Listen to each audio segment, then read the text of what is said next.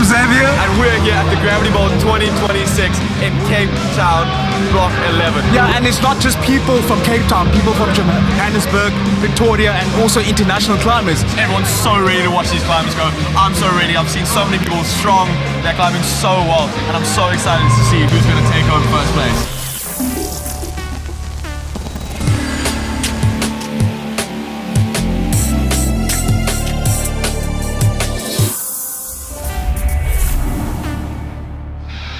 Hello and welcome to our 8th annual Gravity Bowl competition, the largest South African climbing competition every year. We host it around June, July, sometimes in August, depends on the winter season. It's the hardest competition that we have every year. All of the best athletes coming here to qualify and compete.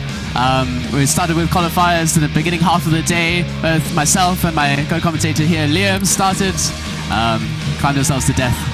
Yeah, I mean, qualification started at 8 a.m. this morning. It ran through till the late afternoon. Hundreds of athletes competed, all age groups, all skill levels, everyone from kooks to fanatics.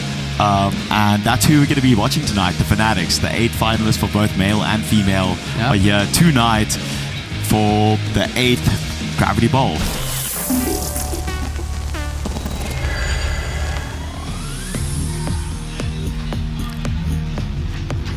So yeah, we can see the qualification highlights, 40 boulders. You can see the numbers on the wall over there.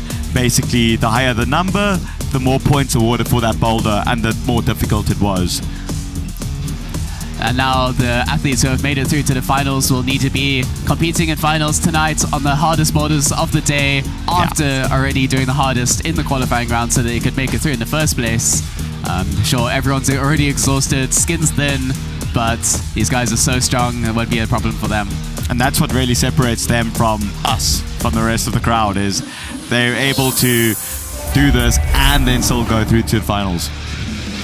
Yeah, so one thing that I noticed during the qualification is the difference in strategies in the trying to get into the finals, because you know you want to get the higher boulders to get those scores up, but you need somewhat your top 10, right? Yes. That's what it comes down to. All that matters is your top 10 scores. If you only climb 30 to 40, that's all that counts towards the score. You get more points if you flash the problem, just doing it on your first attempt. You get some points for a zone, and then tops. You don't lose any points for amount of attempts. When there's this many people and this many qualifiers, that's too much to keep track of. It's different. I mean, it works on an honesty-based system, so reporting your attempts is kind of tricky. But so we shall be announcing finalists very soon downstairs. Emily is about to announce the 8 finalists. Let's see.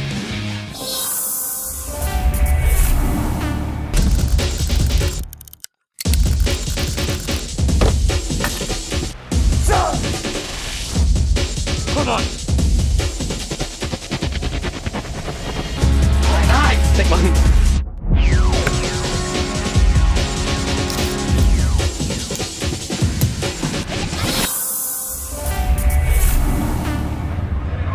Hello, good evening, and welcome to the 2026 Gravity Bowl Finals. Can I get a huge big cheer, please?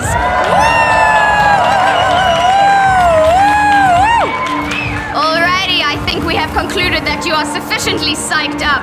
This is going to be a fantastic evening. Just a little note for everybody. We are going to be starting with our women climbers. There will be the women's boulder 1 and then the men's boulder 1. And then we will be moving over to the women's boulder 2 and men's boulder 2. We will do a little bit of a crowd reshuffle. And finally, we will end up at the barrel with our women's boulder 3 and men's boulder 3. All right, everyone got that? Good. Ask your neighbor if you didn't understand.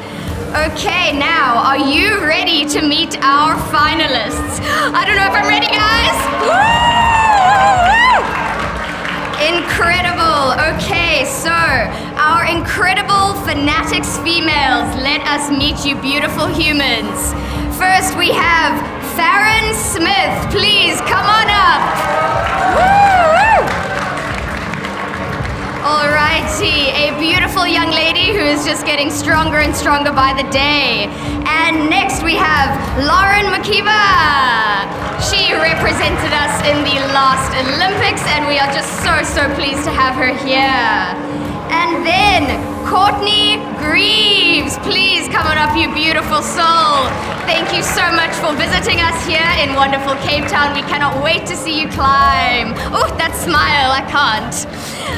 Okay, and then Ilka Pepler, you overachieving young gun. Come on up. Woo, woo. What an incredible young lady that climber is.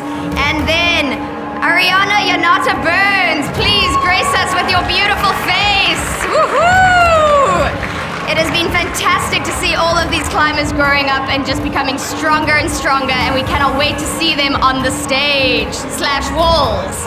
And then Round Crone, where is she? There she is. Oh, full of energy and smiles as always. Thank you, Round.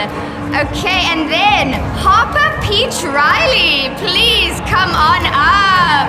A peach of a human who is going to be impressing us all over the walls today. Incredible.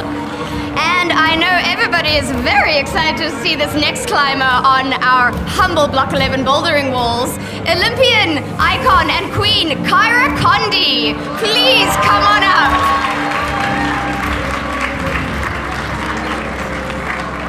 Can we please get a huge round of applause for these incredible climbing queens?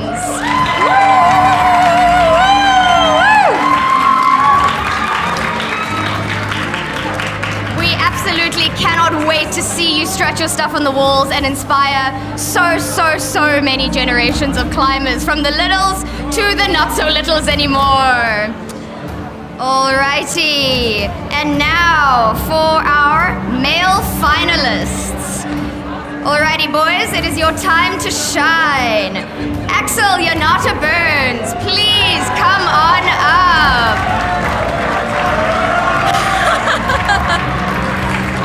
A sibling power duo that is quite frankly intimidating. Alright, and then Damien Storm Blocker, he of the golden locks and golden smile, please come on up. He's too humble, it's disgusting. Alright, and then Cullerin Curtis, get over here, you beautiful human being. Woo! We've been seeing you dominating for years and years and years, and we cannot wait to see you climb again. And Ben Lowe, come on up, please.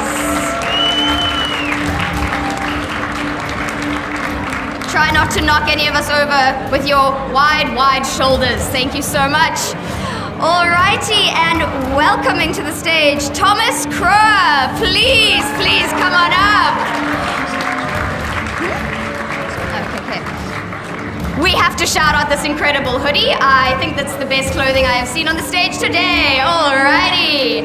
And then Jack Birmingham, please come on up. You crazy man. A little bit over. I don't think I need to say much about this wild personality. We've all seen him go, and look at that smile. He knows the vibe that he brings. Alrighty, and then a mysterious surnameless human, Darius, please come on up to our humble stage. Yeah. It is wonderful to have you visiting from the Czech Republic, I do believe. Welcome to humble, beautiful South Africa.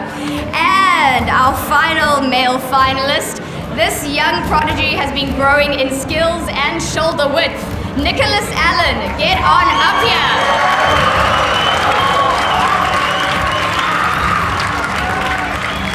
Alrighty, everybody. These are our magnificent senders. We cannot wait to see you on the walls. Can I get a huge round of applause for our senders?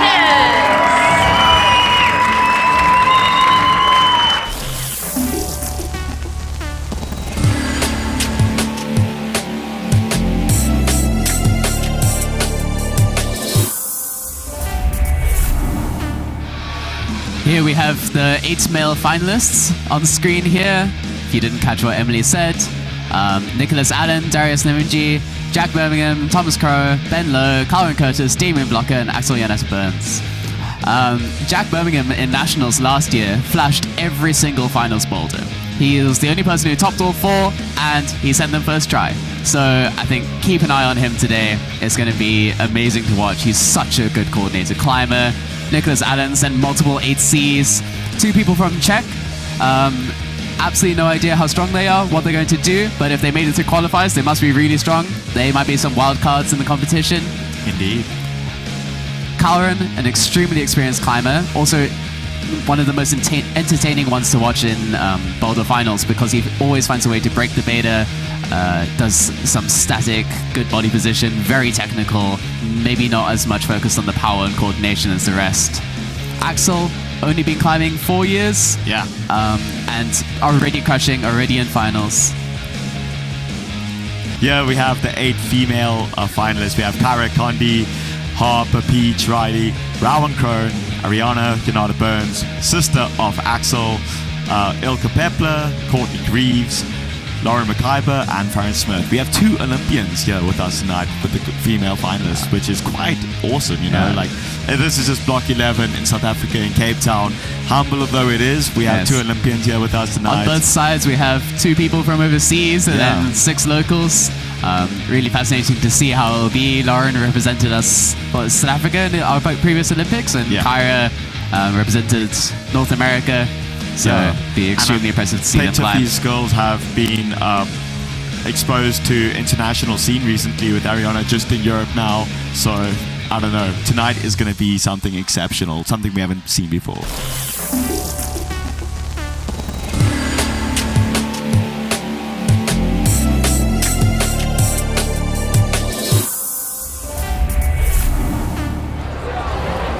See them doing the classic boulder dance as they try and figure out each move along the boulder routes. None of them are rolling around on their backs. They're not quite fully committed to the route routing yet.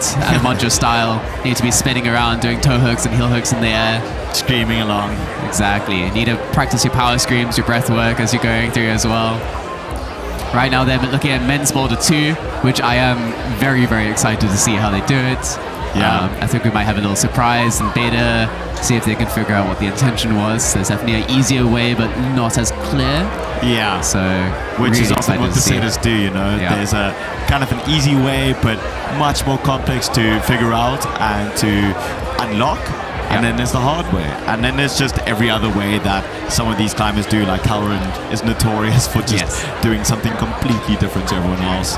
And during this observation, I want to shout out the route setters. Yeah. I think a competition is made by the route setters. They put in all of this effort for the qualifiers, which you guys aren't even going to get to see here, but beautiful movement, beautiful boulders, just so nice to be a part of that much passion and thought, and you know, you're giving something to these climbers that everyone gets to experience. When it comes to finals and boulders, it's an extremely stressful job and really hard to get right. If everyone tops the boulder, it's boring to watch and there's no competition. If it's too hard and everyone falls off, also boring to watch and there's no competition. You need to try enable a spread. You want some boulders to be topped, some to only have a zone. The zone is like a check mark point or halfway on the boulder, at least based on the difficulty of the boulder. You've done one hard move too. So it is amazing what they can do. Begs the question, how do these setters do that? How do they understand how difficult to make these problems? And where do they put the zone?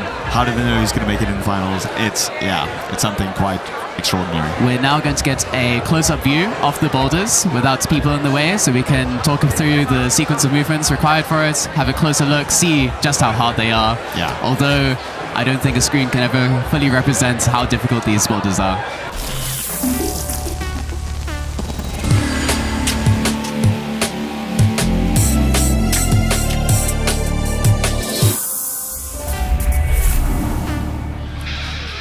All right, here we have the 3 women's boulders and the 3 men's boulders. Yeah, as you can see, there's pictures of them. They have different wall angles that they're set on, and this is just to get lean into the different styles of climbing. The setters are wanting to lean into some strengths of some climbers and some weaknesses of others, get that real even spread, and just create some dynamicy in the setting. yeah, it forces the climbers to be robust and well-rounded in their climbing. You can't just be a one-trick pony. You can't only be good at one style. You really have to open yourself up to everything. It tests you as an athlete to the full extent. Exactly. I'm really excited for women's boulder number 1. Looks very physical. It's on the overhanging part of the gym, so it's 60-degree overhung cave. Really steep. Doesn't quite represent itself in the screen right now, but we'll see when they're climbing.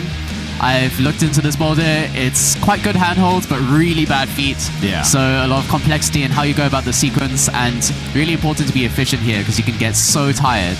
And you don't want to pump out on boulder 1 because then you still have 2 more insanely hard boulders to go after that. Yeah, and the athletes will have, it's gravity ball style, so they have 20 minutes to climb, but one after the other. Yeah. The first attempt, no one gets to watch each other. Thereafter, they're all watching, but it's 20 minutes. There's 8 athletes. There's not a lot of time to climb these boulders. No. And especially the boulders which lend themselves to being a bit slower, the more slab style boulders. Yeah, men's boulder 1. Men's boulder 1, women's boulder 2. Both of which you could actually stay on this boulder for quite a long time. And athletes just rotate off. As soon as one falls off, the next person goes in a line. Yeah. If you top, you have the benefit of you're done. You don't have to climb that boulder anymore. You can rest until the next one. So the earlier you top, the faster you top, the more points you get, but also the more you can recover for the next boulder.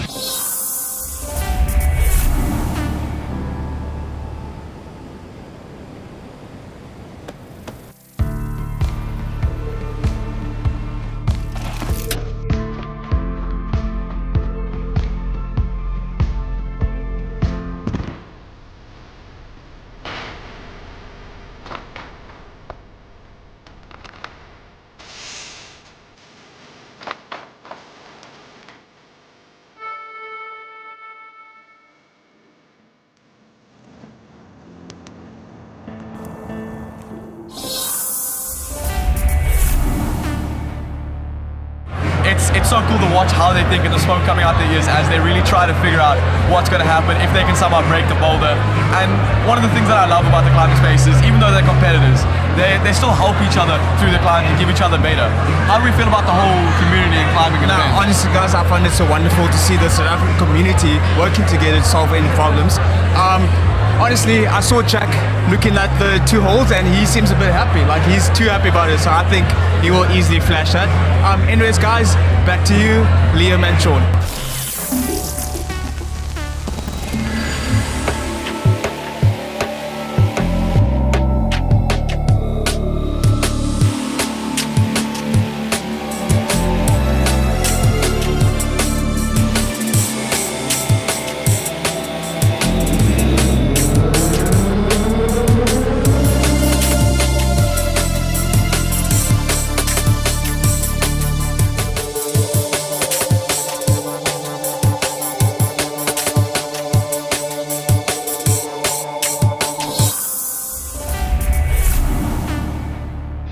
So first up is going to be women's boulder number 1.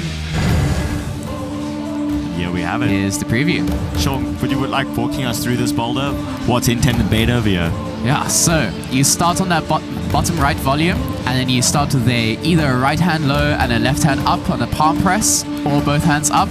This is a dual text palm press, just very difficult. You see this volume is slanting downwards. You're going to need to drop your heels and keep pressure so you can keep friction on there.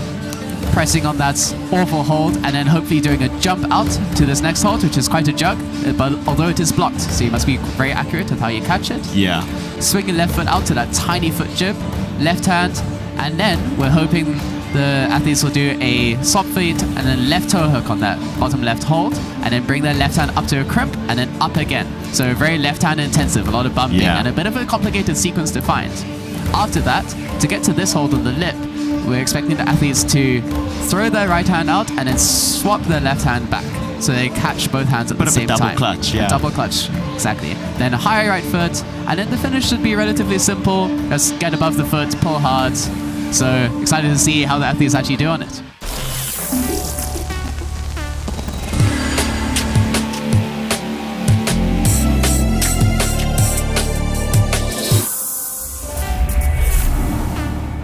Quite exciting, and what an exciting boulder to start on, you know. Very physical, very powerful. Could be simple, but it actually isn't simple. There's a lot to figure out.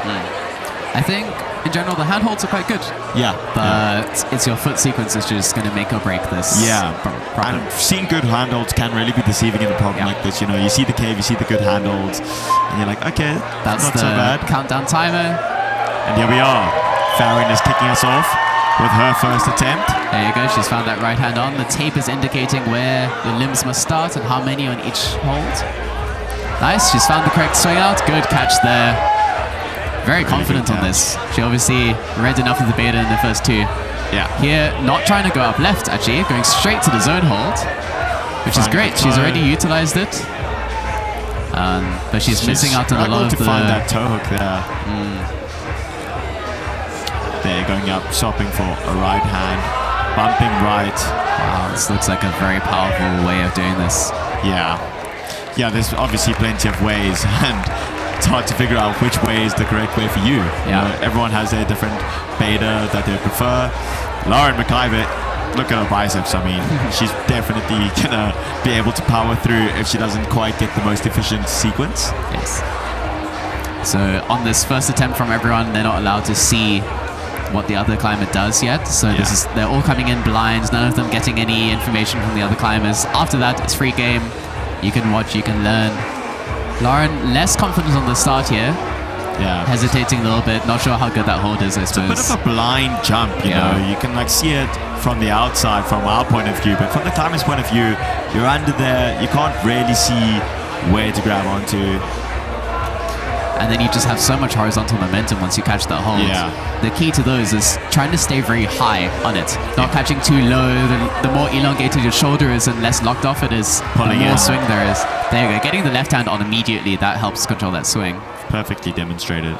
Everyone going straight up to this right hand. I think maybe a red herring with this crimp. Very tempting. Oh, there we go. But she does She's find found the that left left toe toe. hook.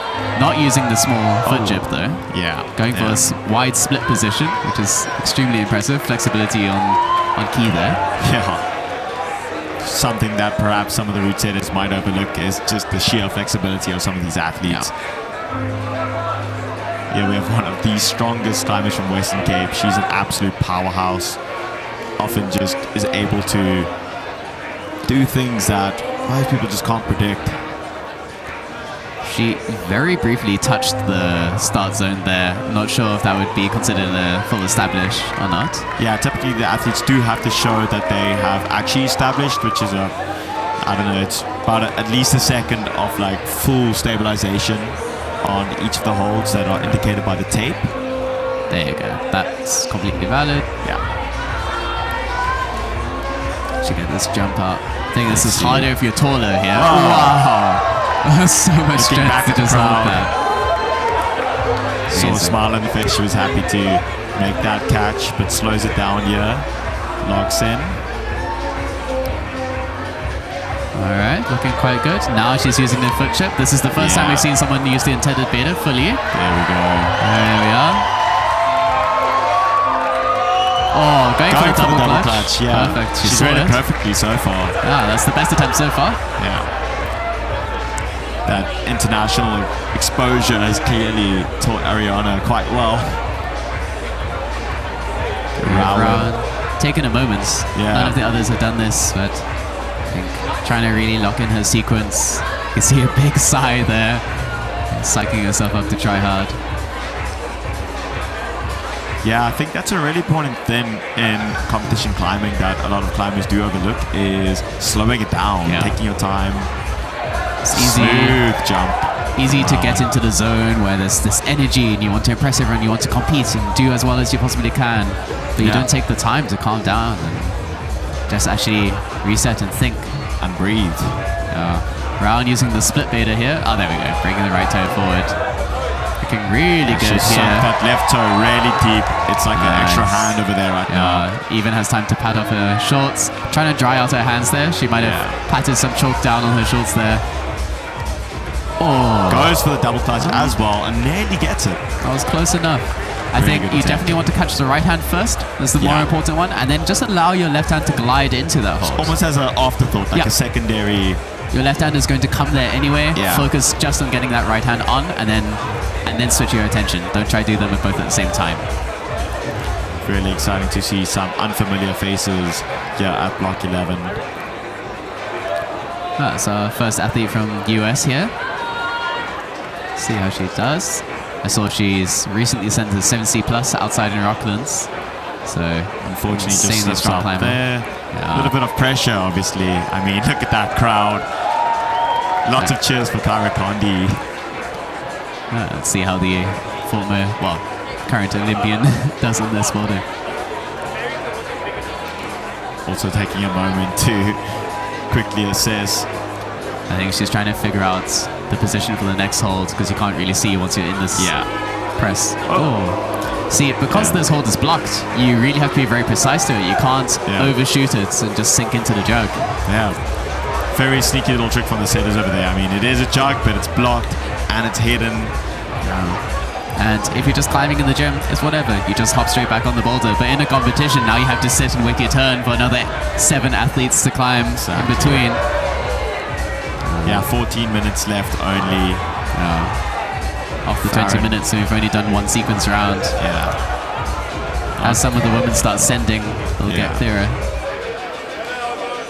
Let's see our South African Olympian, how she fares this time around. Smart using the overhanging wall there to help establish. Yeah. It's completely allowed as long as you don't touch another hold before you fully establish. You can use whatever you want, especially with your feet. There we go. Slowing it down. Oh, not quite making it. But So too much power horizontal. in that jump, you know. All that momentum is hard to stop. I like what she did there where she took off her hand. Allows you to open up her chest and swing her hand, which is kind of helping her generate the momentum in the correct direction. Yeah. I think a lot of climbers know about pogos and generating momentum with their legs, but using your arm to control where you're going actually can be quite a useful technique. Exactly. Okay, Courtney moving quite quickly. She's so locked in She on that knows right hand what crimp. to do. You can see how terrible that right foot was. Yeah. Immediately pinged off. And there we go, hitting this hold. Going for the double clutch.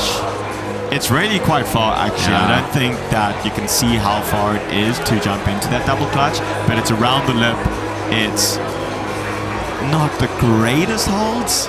No. I also think the angle of the holds makes it quite difficult for the double clutch because the left hand is flatter. Yeah. It's more upside down. It's not direct opposition. You can't just squeeze easily. You have to angle your wrist right. Ilka making this look so easy, immediately controlling body position. Slowing it down beautifully over there. See if she's really jamming her toe into that jug. Oh, popping right off. And you can see her looking at her skin, holding her hands within her arms. I know that feeling. It's easy to forget that these women have all done 40 qualifying boulders already today, and they had to do the hardest ones in the gym to make it through to here. So skin's low, power's low. They've only had a few hours to recover. Yeah. Some of us were climbing from 8 a.m. all the way to 2 p.m. Yeah.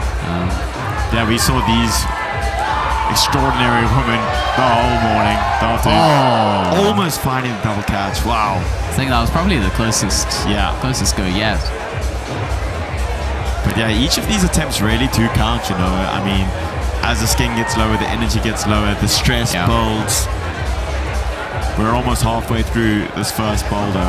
And having thin skin is bad for friction because you start sweating through your fingertips, and so your chalk doesn't last as long.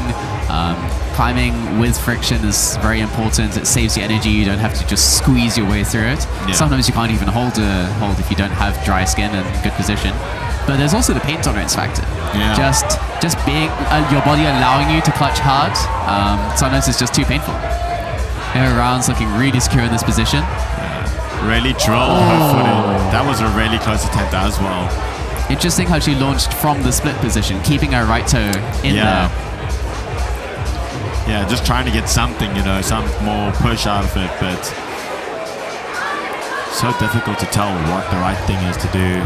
Here we have Harper. Oh, much better attempt this time. Yeah, but Hopefully on you the can really third go see she'll how much catch it. momentum there is, how much horizontal momentum there is to stop. Here's Kara Kondi.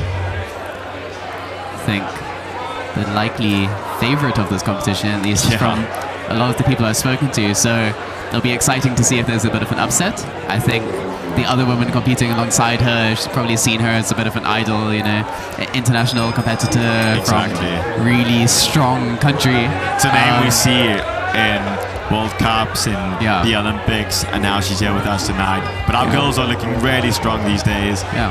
Well, they're getting higher on the borders, so I feel like there might be some extra motivation for them to push through and do the best they can. No, for sure. Oh, that toe hook really sticking there and helping. You can see the power's draining the re-gripping. Yeah. You can see that position is solid to chill inside of, but to move out of that, to jump, to launch to that double clutch, it's not a great position. Less than half the time left, already under 10 minutes. And so far no tops, so every athlete's needing to rest a long time, which is probably good. Yeah. They have the time to recover. Overhanging boulders, this one's definitely very powerful. You need a lot of time to recover. And I think the key here is, obviously the double clutch is a very hard move by itself, but also making the beginning sequence more efficient so you have the energy to hit that move. Yeah, you need to get there with enough energy to be able to do it. There you can see how Ilka really pulled up into it to keep herself in that choke. And after just 2 swings, she already has the feet on, not wasting as much energy. Yeah. I think Ilka's hitting that the best way so far. Really dialing it down. Yeah. Looking You see, really very solid. confident, moving quickly. Let's see. Oh, very Goes close. for it. Damn, that really is hard. That's what they're here for, though, to climb the hardest boulders that they possibly can. Quick establish. As the time runs out, you'll see that the athletes might start to speed things up a little bit. And as they learn the beta, you know, getting more confident with each move, just working through the sequence as quickly as possible, but still efficiently. As you can see at the top left of the screen, this competition is sponsored by Rogne, and this boulder specifically. Rogne has catching the double clutch. You can hear the crowd. Beautifully done. It's a really terrible right foot to launch from, but good hold. Catching the blocked hold, 2 And that's a fingers. full stop. Wow. There we go, well done. European experience paying off very much for Ariana and Jonathan Burns over here. I think I need to talk about sponsors a bit more. Everyone start talking. Ragnar Chalk probably being used over there. Yeah, true. Best chalk on the market right now. Really good brushes, really good clothing. I personally have some of their pants, which I basically live in when I'm climbing. They've really taken the climbing world by storm and also sponsor a lot of competitions, I know. They're European and here they are sponsoring a South African climbing competition, sponsoring different gyms. I think it's really cool. They're trying to build climbing and bring more money into it, more funding, more awareness, which allows us to have even better competitions like this. Yeah, and it's really epic, I mean, to have European companies sponsoring our events, involved in the climbing community here in South Africa. Yeah, it's amazing. Launching up for the double clutch now. Oh, just missing that left hand. Yeah, but you can see all the chalk. surprisingly slowly for it, and it seemed to kind of work. Okay, Cara Conley from USA. Let's see. Finally finding that jump. So impressive that Ariana's the first one to top. Yeah. But Kara's now really working through the sequence. She's seen the other girls do it. She knows what to do. Oh, so close. Just slips out of there, but she definitely has the power to do this. Yeah. She might have taken a few attempts to get that first move, but then made the rest look like she had been practicing along with all the others as well. Indeed. And that's the skill of top-level elite athletes, is they're able to learn just from watching as well. Yes. And we'll see with the later boulders, which have a bit more coordination on. I think one of the most impressive things I find about the professional athletes is how quickly they learn a movement. It may take them a few attempts, but once they've learned that movement, it's done. They won't fall on it again. It's in their brain. They figured it out, just like Farron's figured out those first few movements over here. Farron's looking strong, but Yeah, a bit slow on the movements there, just getting tired. You can see Lauren McIver running for her attempt. She knows the clock is running down. Yeah, 5 minutes now, a quarter of the time they started with. The queue is a little bit shorter now, only 7 athletes, but that's still a lot. Just popping off over there. I think Lauren has a little bit too much rotation in the shoulder there. She needs to be facing her chest towards the holds. It's a bit of a stronger position, but it's so hard to keep track of all of those things when you're jumping around in the air. You see Ilka is immediately facing towards the wall rather than rotating away. Really squaring her shoulders off flat with the wall. She's really taking her time here, which I like to see. You know, slowing it down, controlling the movements, saving the energy. Locking in for the double clutch. Let's go. Just missing it. There's this interesting fine line between moving slowly and really efficiently, so you're not wasting energy, but also moving quickly and efficiently. Exactly. So that you don't waste energy in the same vein, but there's this balance between climbing fast, but maybe not catching everything perfectly. Yes, it does come down to style. Also, I think some of these women may have specialized more in boulder or more in sport. The ones that do multidisciplinary, who do more sport climbing, will be better at resting on the route and finding those very slow, efficient movements. The ones that have only specialized in bouldering, they will just move fast, efficient, powerfully. Yeah, it's interesting to see some sport climbers boulder where they almost treat it as a sport climb, really take their time. Oh, such a good Just go. missing the double clutch over there. You can see a smile on the face though. She knows she can do it. It looked like when Ariane got the double clutch, both feet came off. I think she got a bit higher in position, not actually trying to keep as much tension on the toes, meaning she could come closer and more in between the handholds with her shoulders, making it really easier to committing squeeze.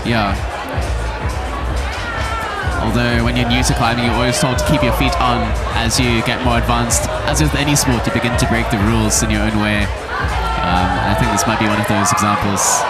Harper actually looking really good over there, but time is running out now. The pressure's on. Yeah, that's what I love about watching high-level bouldering is how they start to break the rules, what we were taught in our early phases of climbing careers, and breaking the rules of physics sometimes.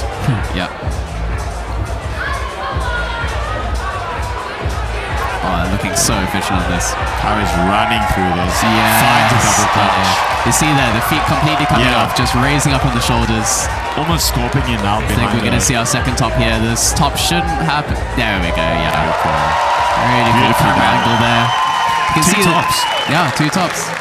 You can see there the setters are a bit meaner, blocks that top hold. Just saying, no, you have to stay controlled to the end. You can't just... Adding just a little bit of spice there at the end. And I know that feeling. You reach the last hold, you just have this relief, and suddenly you release that focus and tension that you needed. Could have a real heartbreaker falling there. So really, it's required to maintain absolute focus till the very, very end. Not even just hitting it with one hand, but matching it and then establishing, showing that you have indeed finished the climb. Lauren really focusing over here. She knows that she might not have another attempt after this with limited time. Doing a roly-poly.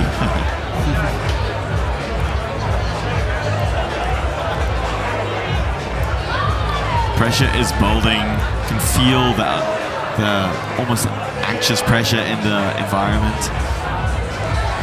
But that does not seem to affect Ilka at all. I feel like Ilka deserves the top here. She's been doing this beginning sequence so efficiently and so well. And just timing it so beautifully. You can see, I find it fascinating watching them as they all kind of begin climbing the same beta. Like initially it's very different, and the more they watch each other, the more they climb it, just slips it. But it begins to all become more and more similar. It's like a funnel. Everyone funnels towards the most efficient beta in the end. They all pick it up from each other and just take the good parts of each attempt. Learning the finer nuances of each move. Only 35 seconds left. This may be our last attempt on this boulder. Two tops, that's a decent spread. I think everyone's zoned, except Lauren didn't get the zone. So, a really good spread of points on the board here. Big spread so far. Rowan really biting down over there. She wants this. Drilling that right foot in. Oh, nice Just attempt. missing it. There we go. Okay, we will have one more attempt. Will she get on the ball in time? If Harper hops on the boulder before 0, we'll count it. I wonder if they will count that. We'll have to see.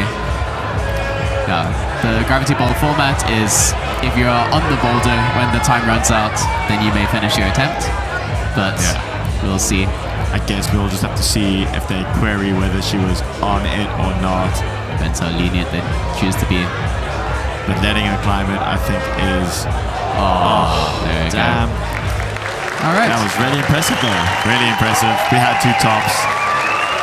Farron was waiting over there for her turn, but unfortunately not able to with the time running out. Setters did an excellent...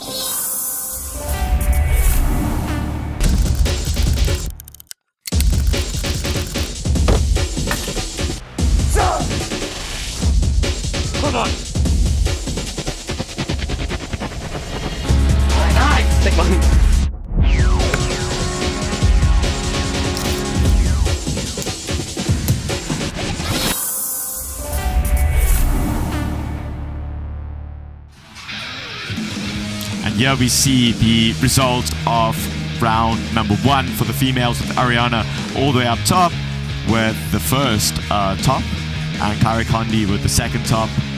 Farron Smith in 3rd place, and Courtney Reeves trailing just behind her. I think it's actually a tied 3rd place because they all zoned. With Round Cone as well, and Ilka and Harper. Unfortunately, Lauren McClimber did not reach the zone, which puts her in 6th place. Yep. But we do have 2 more boulders to go. Anything could happen at this point. When it comes to the scorecard, you get minus 0.1 points per attempt on the boulder. So if you top slightly sooner than anyone else, then you get more points. Next is coming up is men's 1. We'll have a boulder preview of that right now.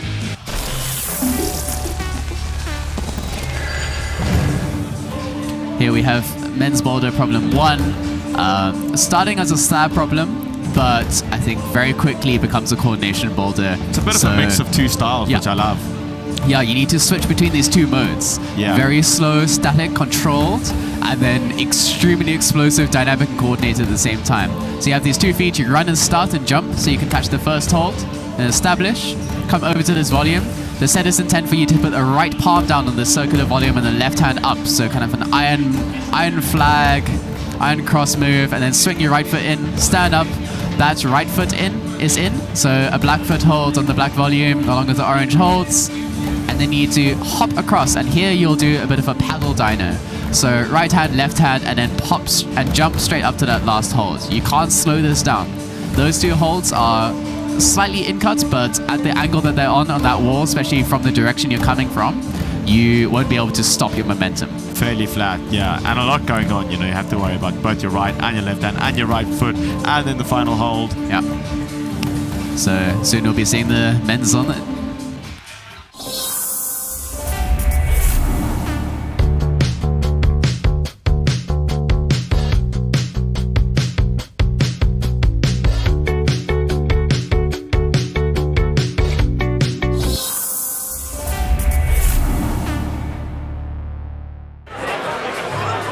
Our men are now gearing up for the beginning of the first men's boulder.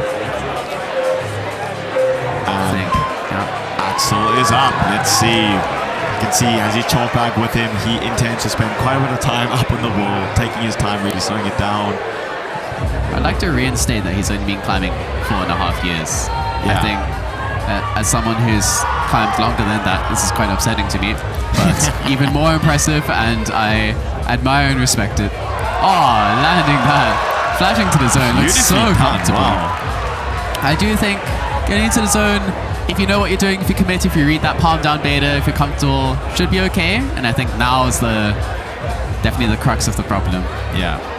But really, you know, finding that beta just perfectly and following through with the right foot. This is perfect. This is the slab part. So you've just done this jumpy committal move, and now you have to walk like a ballerina, very delicate, slowly placing the feet. You see how he's dropping his heels so he maintains friction on the hold. Slowly, delicately getting that foot there. No hands holding him, just resting on the palm. Almost. Very good And those attempt feet there. are not good at all. We had a good look at them. Look at the pose. Camera shy and not at the same time. Damien Blocker, sometimes referred to as Goldilocks due to his beautiful luscious locks. Up now, coming up from the north. Let's see if he can bring his unique not reading the betas. palm down. Yeah. I do think this is possible. Can definitely do that. Definitely land the right foot, but the foot you need to land perfectly and lean as far back as you possibly can to maintain friction on that. Otherwise, you just throw yourself off the wall. Curious to see what Kawaran does over here. Often trying to break beta, do it statically. Yeah. Yep, there you go. Trying to get the left foot up. Yeah. Also, on the previous attempt before Kawaran, even though he touched the zone hold, that won't count for points. Yeah. The actually gotta IFSC use rules are you have to utilize that hold. So you need to grab it and pull on it to change your body position. Yeah. Then it counts as points. Yeah, and they recently actually became a little bit more strict on it where like you have to use it and in using it have one foot movement at least. So really got to show that you've actually used that hold. Yeah, we have low. Yeah. Coming in from Krach Central. The giant on the wall, definitely the biggest guy here. Yeah. And yet an excellent slab climber. It is the most confusing thing in the world to see such a ginormous human being do so well on slab. I remember watching him in Nationals last year, and he was probably the most elegant person on slab. Here, not so much. So far, actually, Axel made it look so simple finding that right palm down, but no one else has found it. But that just shows you, there's plenty of ways to do a climb, but if you read the right beta, you figure out the most easy way to do it. Yeah. This nice thing about Gravity Ball, though, is, they get to watch each other very soon and get that beta from each other. Yeah. So what that allows is the setters to make harder problems. Jack read that perfectly. Yeah. And Jack just finds these coordination movements so well. Yeah. Having spent time in Japan, climbing in the World Cup, climbing overseas in Spain, he's just got so much experience in this style of movement, and he just sees it. He knows the language really well. You can just read it.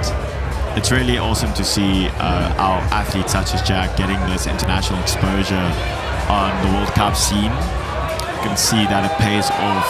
Oh, Jack doing this really delicately, coming down to that right hand and using the volume in this crunched up position. I wonder if he's going to try control this. It looks like he is. Looks like he is, but might be launching now. Oh, catching a left toe. Left toe. Wow. That's the only reason he stepped on there, which you can't even really see properly. But now that he's controlled this. Off the last hold. Easy for Jack.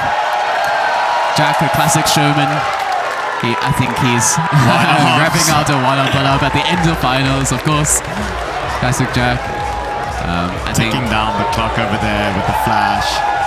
Some people are extremely strong climbers in general, but maybe climb worse under the pressure of a competition. And then you have people like Jack. Jack thrives under the noise of the crowd, the cheers.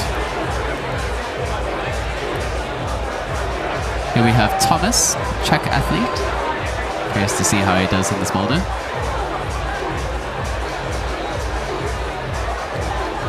Really spending his time there in the beginning.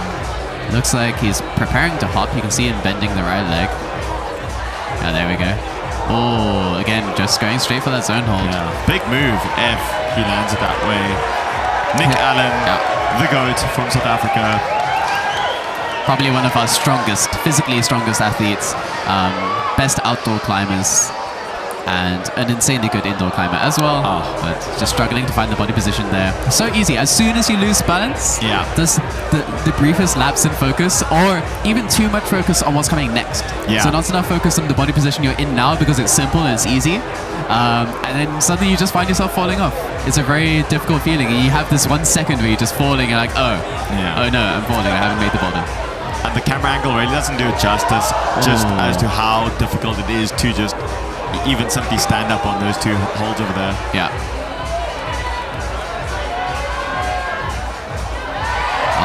Nice. Damien immediately getting the beta from Axel and then perfectly executing it. Looking. Oh. This next section is really tricky. We saw Jack having to use a lot of mobility and control over there. See, that right hand seems to be integral to this. I think it's because you're leaning left, and the foothold that you're on, the orange foothold, is also orientated towards the left. Yeah. So bringing your foot out right and shifting your weight that way is very tricky. Oh, Damien's stopping on Beautifully that. done. Jumps up, catches it. See, this is why I'm not in the finals, because I thought you would have to paddle that last section, and these guys are all just stopping on it like it's a joke. These athletes are the best of the best, not just from South Africa, from all over. Karen catching the right hand slightly too early, I think. Wants to maybe go towards more towards the center, more stable base. It's going to be interesting to see now how these men learn from each other. Let's see what Ben does over here. Delicately bringing that left hand up. There we go, landing the right foot. And smearing that left foot as well, just against the volume to get an extra bit of stability. Now for someone who's taller like Ben, this kind of position is really difficult. Terrible. It blocks you off so much, just having longer limbs. Climbers like to complain about height differences and being short and being tall all the time, but realistically it has its benefits and negatives in every way. And you have to be creative like this, find your different way through. Yeah, and Ben just pressing down on his palm there, like holding his entire weight on his palm momentarily just to find that right foot. Really impressive. Lots of power required to do something like that. There's Thomas again. Oh, so elegant. And immediately standing high on that. You can tell, no hesitation in that movement. He knew he would land it. He's done a move like that before, for sure. You can see. Everyone's finding this right hand by the volume now. Not sure if this was what the setters intended for them to find, but like water, professional climbers will find the path of least resistance. Seems to really help. Oh, both hands on the volume now. Opening up his hip. Oh, wow, going for the foot swing. Oh, getting a little bit too excited over there, perhaps. Moving a bit too fast. Yeah. But that looked like it could work.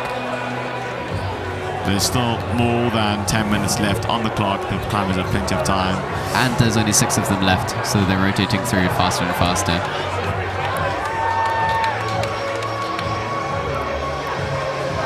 So far, a good spread. 2 tops, 2 zones. And then 4 who haven't achieved zone yet. Wow. Casual. Really smooth through that movement.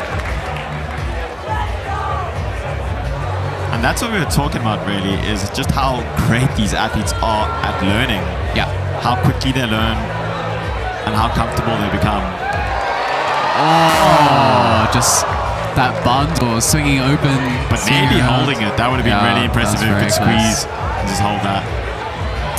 Yeah, it seems like they're not confident enough to have the coordination to catch that left toe hook, which Jack caught. But that looked so strong from him. As soon as he caught that left toe hook, he was just latched into that position. Yeah. There's direct opposition between pulling with the left toe and pulling with the right hand. It just makes you stick.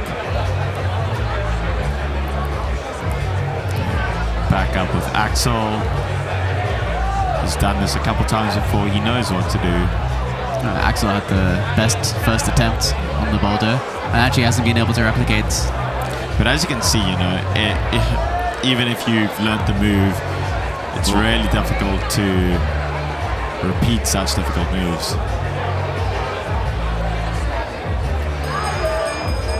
Oh, not quite finding that rock over. Definitely not a move you would find outside.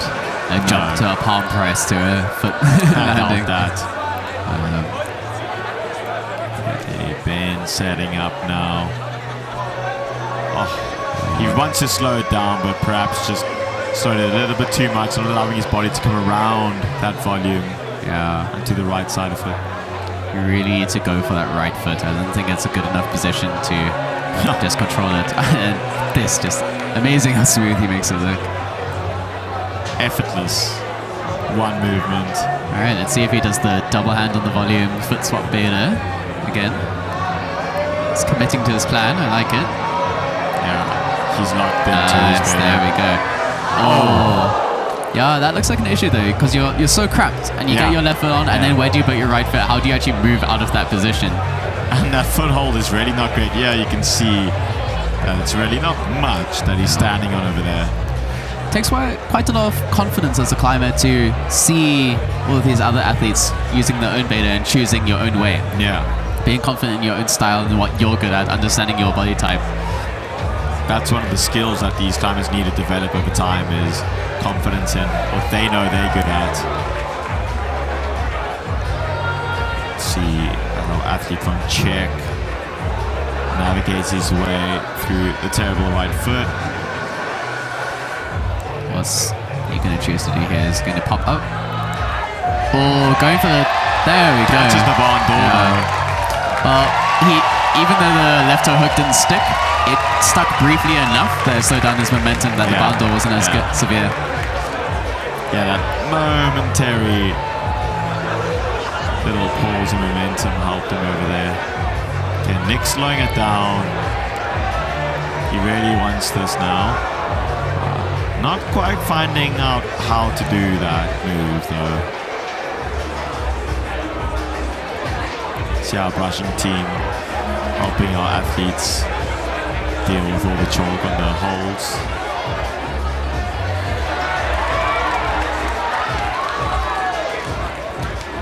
We've just heard that Jack would like to repeat the boulder and use the intended beta just for fun. That's Jack for you. Just Axel nearly landing that. Just bondoring out with 7 minutes left. I think that's how you become one of the best climbers in the country, right? Is just obsession. Not being comfortable with just completing it, but wanting to do it perfectly. Okay, Calvin has finally figured out this move. Cal's got in the zone now, which is great. Some points secured. Even though he's quite a tall athlete, he really seems to do well in these funky slab positions. Calron's really good at trusting his feet. There we go. Finding that left toe hook. As you say it, we see it. He knows he's got this. There we go. Nice. And Cal has topped. He's really psyched on that. Okay, now the pressure is on for the remaining athletes. Quite a few have topped. They know they need to top this to stay in the running. There's 2 boulders left. There we go. Ben now suddenly making it look really smooth. Yeah. Amazing when they actually land the move. It looks like they've been doing it all along. 6 minutes left, but only 4 athletes left as well. So fast rotation now. Quite a bit of time. Ben. Really holding the almost barn door. controlling it. That would have been just pure strength to squeeze hard enough to stick that. Although, even though there's not that many and they can climb a lot in this time, you are getting weaker and weaker with every single attempt. Realistically, you want quite a lot of rest. Nick finally finding that move. He'll be happy to have done that. Fortunately, he's learned now from all the other athletes. He knows about that sneaky little right hand. But now he has to battle the trust issues of that right foot. He's going to go for the launch. Oh, there we go. Stuck it. You can tell. Well done to Nick.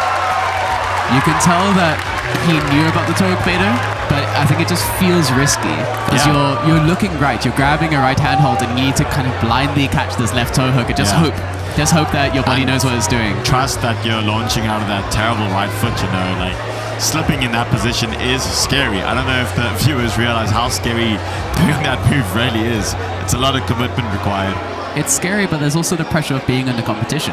Yeah. I've had that myself just on the easy qualifying boulders where sometimes I have a really bad attempt and I'll intentionally use maybe more physical or worse beta just because I want to make sure I can actually send it and I don't want to risk it. Like that. Yeah. Not quite finding the toe hook there and bondoring out. Axel's back up again. Only 3 climbers left on the men. 4 minutes. Easily landing that right foot. Looks so confident. I just love to see how locked into the moves these athletes get, how they learn it. and trusting this tiny right foothold as you crouch over it. It's a pretty good angle now to see how bad that foot is. Oh, that left foot just swinging too far out to catch the toe hook. Now, if I'm correct, the setters said the intention was just to paddle and control this. Just go straight to the last hold, which no one's tried yet. Everyone wants to try and control the position. I think it's because those handholds are good enough that you can hold on to them and stick. I didn't think they were good enough, but for these guys... That's the thing with these athletes. You really don't know sometimes. You think something's impossible to do, and they very often prove the impossible to be possible. And you have to be aware of that as a setter. Beautiful toe hook over there. Ben made that look really easy there. Yeah. It's amazing how easy they make it when they do stick it. And I think that just shows how incredible these athletes are. Some of these athletes are making it look easy, but this is, more difficult than the 40 qualifying boulders. Yes. So... Oh, there we go. Everyone's stopping now. Seeing a bit of a send train being established over here. I think the biggest thing here is they've all seen everyone else do it with catching their toe hook. Yeah. So now you have no more doubts in your mind. There's no hesitation. This is the only way to do this boulder. I have to do it this way. Okay, I'll commit. And with these kind of coordination boulders, that's what you have to do. You have to commit first try, commit to your plan. If it doesn't work, it doesn't work. You can reset and try the next go. But don't rethink it while you're on the wall. Yeah, and now there's no doubt in these athletes' mind as to what the right beta is. Oh, just missing the feet over there. Now Axel has 2 minutes, but needs to rest some time in between his attempts. With our gravity ball format, he can hop on the last second. That's actually what I would say is probably the best thing to do now. Rest the full 2 minutes, and then go right at the end. But he's hoping for another attempt in case he doesn't top right now. Yeah, and that's the balance that these athletes have to play around with is how many attempts, how many minutes to rest, how many seconds to rest. Every second does count. Oh, not going for the toe hook and just can't hold that bundle. I notice I see the pattern more in the more advanced athletes, the ones who have been climbing longer, who have been more successful, won more competitions. They are a lot more comfortable just taking a step back, breathing, resting, having confidence in themselves that they know the movements and they know they can do it, rather than just grinding through attempts and trying to learn it through brute force. Really taking their time to bring down their heart rate, breathe, take the time, run down the clock, and then give their full effort, their full energy for one final attempt. On screen here we have Axel sitting, and to the left of him we have Tiffany and Mars, both owners of Block 11, ones who started this. Tiffany is a head route setter, Mars as well. Both of them were involved in setting these finals boulders. Obviously very invested in how the competition goes. And both cooked up some beautiful times for us today in the finals. It's amazing what they've contributed and brought to the climbing scene in South Africa. Yeah, absolutely phenomenal. I mean, they've just built Block 11 into such an establishment. Also with the new Block 11 in Joburg, we have some of those athletes joining us here today. So really cool to see. It's upping the level of bouldering in Johannesburg. Oh, Axel, come on. Finding the toe. It slips, but he's got it. He gets the top. He's just going to be really happy about that one. So, 8 tops. 8 tops. Definitely a spread in attempts. Yeah. And that will only matter if there's equal tops and zones in the next boulders. That will be the deciding factor in who wins and who doesn't. Will be how many attempts it took you.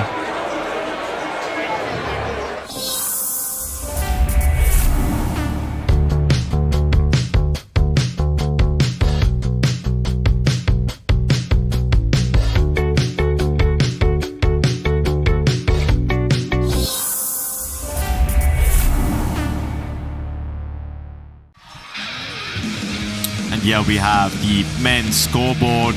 As we can see, all athletes have topped.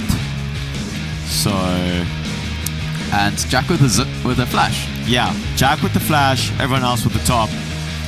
continuing his streak from nationals. Yeah. Jack also last weekend won a competition called Resistance at Krach Central, Yeah. a new gym that opened last year in Observatory, focused on elite athletes, modern comp style bouldering, very difficult gym. And Jack that seems to train there sent us all the way exclusively. from Japan joining. Yes. Yeah, really cool. And yeah, Jack coming off of a high there, Yeah. having won that competition as well. So much competition exposure Yeah. for Jack this year. So that explains the flash from him. And you can see it in the confidence in his movement. Yeah. He knows what to do, and also just thrives with the crowd pressure and doesn't feel any pressure from it. I think he just Indeed. loves it. And being relaxed due to being comfortable in this environment, that means when you have these committing moves, he just finds it instantly. Yeah. But I'm glad that we could get tops from all 8 male athletes. Yeah. Really exciting to see that they're all locked in, they're all in it together. It is an individual sport, but you know, there's a bit of like team camaraderie going on. Yeah, Now, we're gonna now I'll be have- moving on to the women's 2 preview, so we can see the Boulder. All right, Liam, take us away. Tell us about the beta. Right. So we have Women's Boulder 2 of the year with these beautiful green fibers. They are not great handholds. Starting with 2 hands up on the left in quite a nice jug with the right foot. Reaching over to a fairly flat, weird fiber. It's not great. It's beautiful and shiny, but that means there's no texture on that side. So the thumb is not an option. Bit of a paddle movement to the fiber that's on these 2 volumes over here, where they're gonna now start doing a tic-tac against the wall and just swing, and at the lâcher, land with the right foot on the fiber here, what we see, and a right hand on these volumes somewhere. Yeah. There is a bit of a foot chip There there. is no crack in that volume. Yeah. You can't fit your fingers in, so you're going to need to catch underneath and catch your thumb on that. Yeah, it's going to require a lot of precision to land both the foot and the hand, and then they have to press up into this next fiber over there on that tiny foot chip with their right foot. Which is where their right hand was. So you're going to Exactly. need to move the hands on the terrible left foot, bring your right foot up, a bit of a mobility.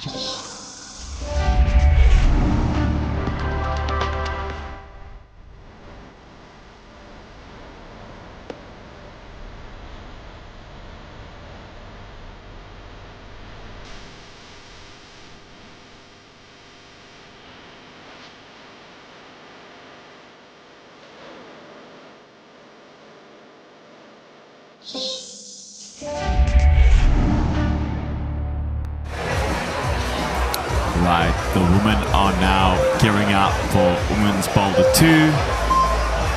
Look at this crowd here. So packed. Everyone gets a view of the boulder.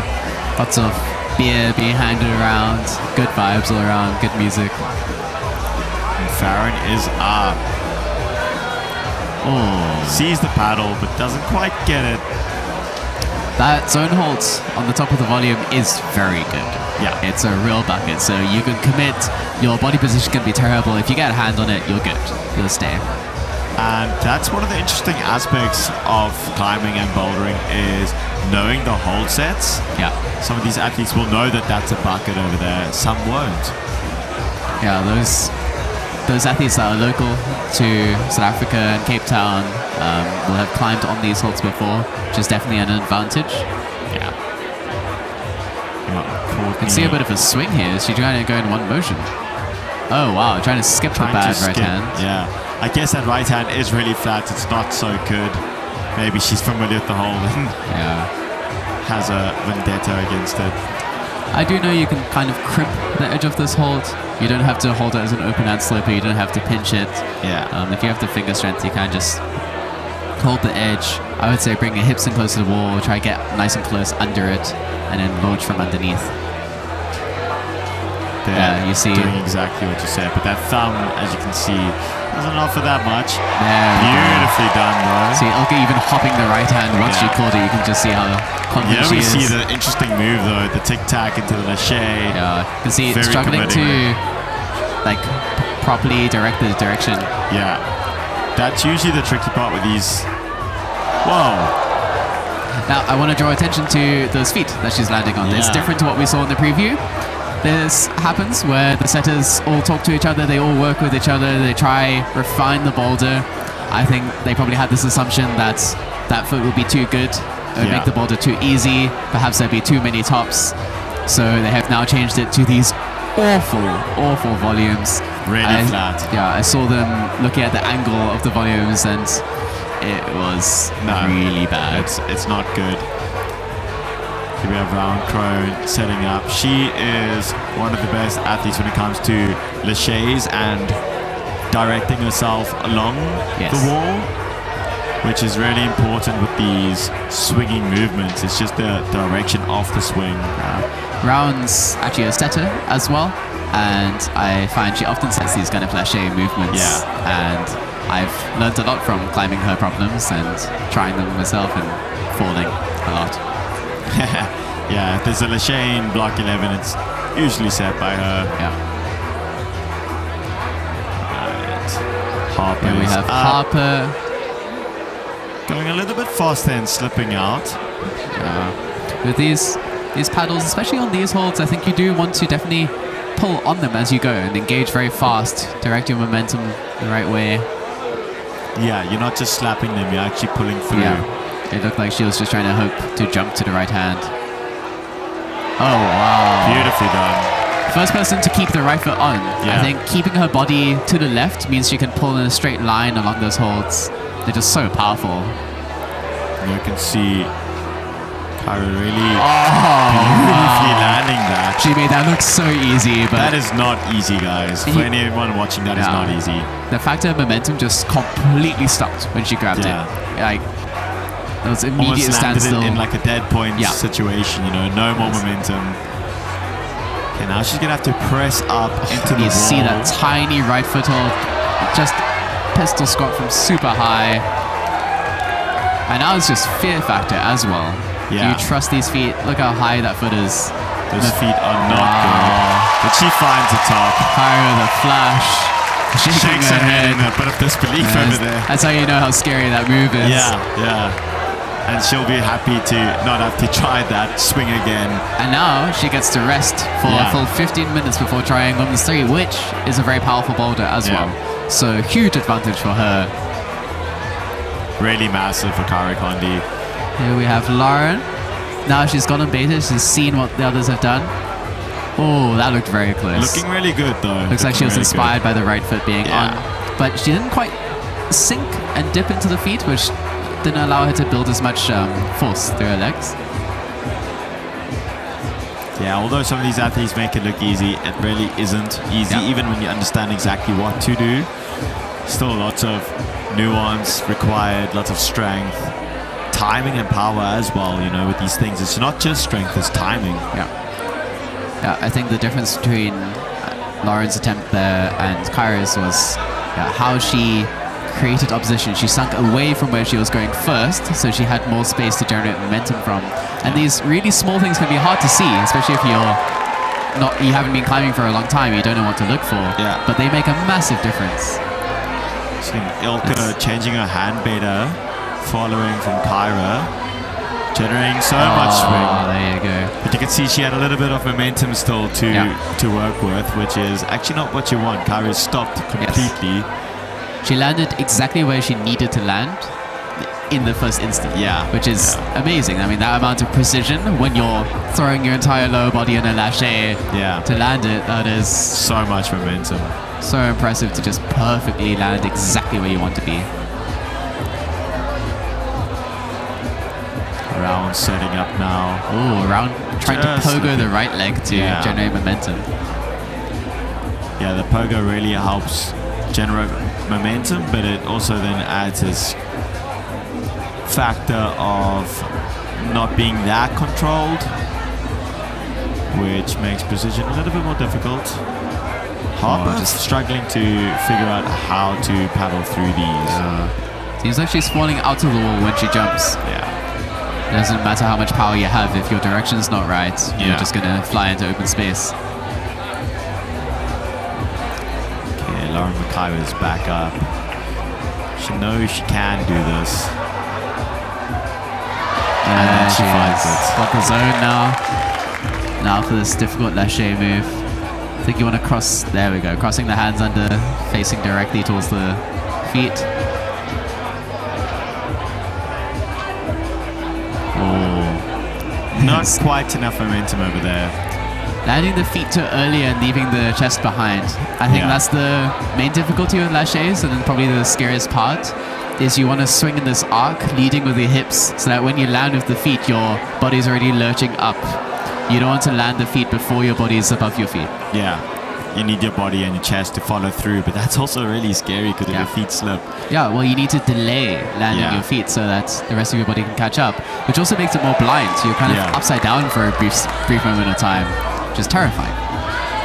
Yeah, Ilka preferring the one-hand swing baiter. It's not allowing her to direct her. But changing it. Beautifully done. Very good. There Amazing how smooth it looks when they land it. It's really awesome, actually. Okay, but lots of delicate balance required over here. And hip mobility too, just getting over that knee, opening up the hips. Oh! You can see how hard that move actually is. That foot's not great. There's no really good handle to use, and you have to press up into that volume, or fiber rather. Oh, looks like she skipped that. Almost, deciding to skip a little bit over there. Looks like she could definitely do that. So this boulder is sponsored by First Ascent, pretty epic South African mountaineering brand. Let's just draw our attention to Rowan now, going for the lâché. Looking a little bit uncontrolled there, trying to figure out the hand. I think with her right hand forward, she's coming more into the wall. Yeah, but it works for her. Oh, not quite. The chest is just ever so slightly too far away. Just a little bit. It makes that handhold way less positive when you're not directly against it, when you're coming out of the wall. Almost controlled it. But I think she has it for her next attempt. There's still more than 10 minutes left. You can see lots of chalk coming off over there. Really important with such difficult climbs is to minimize the amount of chalk on such holds. Really can make such a huge difference. Yeah, the more sloping the hold is, the more friction is required. Yeah. Chalk can build up in the holds, just become this extra layer that you can slip on.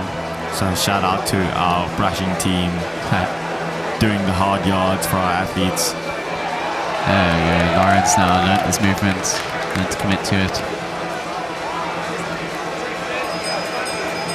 10 minutes left of Women's Boulder 2, and Lauren is now going for the lâché. Ooh. Yeah, not quite figuring out what you were talking about earlier, you know, with bringing the body through, landing the feet just a little bit delayed to allow the body to come through.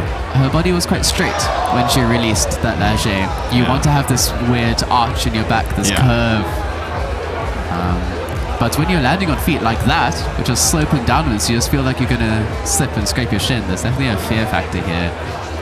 And the only way you overcome that is not by learning the movement here in this boulder round, in this finals. It's by having done that movement hundreds of times, maybe even thousands of times before in practice. And that's a big thing you hear is commitment, you know. Some of these moves aren't necessarily that technical. They've done it before, it's just commitment. Ilka's really we saw learned that Ilka now. commit perfectly. Just lands with no momentum, and also palming down with that left hand. Immediately has position between both hands. Yeah, you can see just how bad that right foot is. Ilka desperately looking for something to hold on to with her right hand. Slowly pressing up. That leg strength, so strong. That is a pistol squat from a really uncomfortable position while having to balance. You can see her legs are shaking. You can see how scary that she is. finds it. Well done to Ilka. Wow. Second top. What a valiant effort. 2 tops on boulder number 2. Hopefully we see a few more as Ariana goes for A new beta, but it worked perfectly for her. Oh, you can see how much she's committing to this last really throwing forward. Wow. There you go. There's so much aggression in the swing in her lower body, not just relaxing it, but you can see tensing her core and flexing and pushing through. You see her mobility here. I think Ariane has amazing mobility. There you go. Wow, finding the press up into that fiber. She knows what to do, but she has to slow it down. She finds it though. Looks back at the crowd for some affirmation. She's done it. That's 3 tops. Still just over 7 minutes left though. The athletes do have some time, but the pressure is now starting to build. Around finding that. It looks like also she very briefly used that left hand, but mostly just jumping out to the right hand. Also swinging so much there. Yes. Big smile on her face as she stops her momentum and lands it. Now looking around, searching for what there is at a disposal to use. Pushing that knee as far right as possible, getting her hips over the foot so her weight's nice and balanced and distributed. Looks like she wants to just pop up to this left hand. I'm sure you could do this quickly and just catch yourself and save yourself, but scary. Oh, and she just missed that left hand. That just shows you the leg strength of the athletes who are able to statically just push up from there. Just do it controlled. Yeah. And it's much worse than a pistol squat. Yeah. It's a really high, awkward pistol squat while your knee's facing away from your body. With a terrible tiny toe. Yeah. Yeah, on the edge of your foot. It's crazy. Now we have Farron back up. Let's see if Farron can get anywhere today. Not quite finding that. Okay, Lauren stumbled away to the boulder, but excited.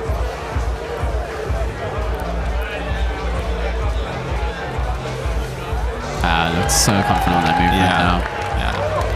And her last swing was definitely much better than the others. Looks like she's really learning the movement. Interesting to be in this crossed arm position. It's not something you're used to normally in climbing. Yeah.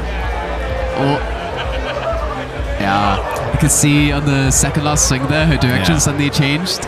And it's just the smallest thing, but it just compounds. Change, That's the thing with these swings is the tiniest change in angle makes it impossible. Courtney just jumping up, same as Ariana, with just one hand. Just because that hold's so good. Yeah. I just want to get straight to the jug. There we go. Generating lots of momentum, almost finding it. Courtney a bit taller there, so those feet are slightly closer, easier to land early, but then maybe too much temptation to actually land them too early and leave your hips behind. So if you're shorter, you have to commit and go over anyway. Maybe makes it easier to find the right body position. Yeah, that's an interesting aspect of bouldering, really, is that even though these athletes do get to see each other go, one person's beta isn't necessarily the best beta for you due to different body sizes, shapes, strengths, preferences. That's something I love about climbing. I think compared to other sports very much have a specific body type that works for that sport. There is some nuance to it, but not as much as climbing, I don't think. I think if you learn to climb within your body style, you develop a different style, you develop different strengths. There's always multiple different ways to do a problem. Yeah, that's the most beautiful thing about climbing, really. It's accessible to everyone. Really trying to generate enough momentum here. She's learning, she's getting closer. Yes, only 4 minutes to continue learning though. Landed the right hand slightly too low there. Got the foot position right. I think her chest was close enough. If she just got her thumb on that little jib that they're standing on, it would give her enough leeway to just hold the position. But with a problem like this, there's just so many things to think about. It's so easy to fixate on the swing, get the swing perfect, and then forget about where exactly to land that foot, where exactly to land that hand. And that's the thing is, again, you need to do this practice and think about it when you're training, not when you're in the competition. I find for these kind of coordination movements, when I really need to perform on something hard, I just need to put myself in a kind of suspend my disbelief and just switch myself off. And then I often find myself just ending up in the body positions without actually realizing what happened. Rowan needs to find her way up into this press. There we go, doing that dynamic step up. Yeah. She First knows time what we've her seen that. strengths are, so Yeah. just really playing into that, trusting in it, having the confidence in what she knows. Yes, there we Just go. finds the last hold, pulls up. You can see She's starting to they're run. just stepping on these vertical volumes, out there smearing down and Yeah. needing to press down and push up on them. It just seems terrifying. I think how she did the step up there may have been risky, but it's definitely the most efficient way to do it. Yeah. If you can use momentum, you must use momentum. You're generating the force, so just continue it through. Yeah. And the only way to remove the risk from those kind of things is to do them all the time until it's easy. Exactly. And that's what these athletes do though. They are training several hours a day, most days of the week. Yeah. And here they are. Lauren just missing that. Still struggling to find the right position for her hand. You can see there she was holding her hand, and I think that could also be a thing is the brain starts getting in the way. You don't necessarily want to actually commit to grabbing the handholds anymore. It just hurts so much. And it's definitely a subconscious thing. You just need to remind yourself, no, I need to grab these things, I need to latch it and just pull really hard. There's much more going on than just climbing over here. There's a whole battle being fought within these athletes' minds. Farron has finally got into the zone. So far, 4 of the athletes have topped. 3 zones. Farron nearly landing the swing on the first go though. And adjusting the right. Yeah. So we have just over a minute left though. Let's see what these athletes can do with such little time. The pressure is now starting to build. It seems like Courtney missed a turn. Maybe she's choosing to rest. You are allowed to do that. You're allowed to pass your turn. Let one of the other athletes go. Maybe you don't want to waste your energy on this boulder. You know, you've done what you could. You got the zone. Probably won't be up to the top. So save yourself for the next one. It's a call that sometimes athletes do have to make. But with Very quickly running in and brushing the holds. Yeah, I spoke to one of the athletes earlier today, and that's also a method of learning about the hold, you know, giving them a brush just to feel exactly what they feel like without actually touching them, which they're not allowed to do right now. You understand a little bit more about what's happening there. Yeah, listening to climbers talk about different holds, especially outdoors, like the intricacies of the rock and the different crystals. It sounds like a love affair. It really does. You see the pupils dilate as they start talking about it. Okay, this will be the final attempt of Women's Boulder 2. Lauren got on just in the nick of time. See, pressure's on now. Pressure's on, but the swing looks good. Oh, no, just changed that. And she readjusts. Taking so much energy each time. Almost landing it, not quite, but she has the zone. Quite a few tops, quite a few zones. This is about to get exciting.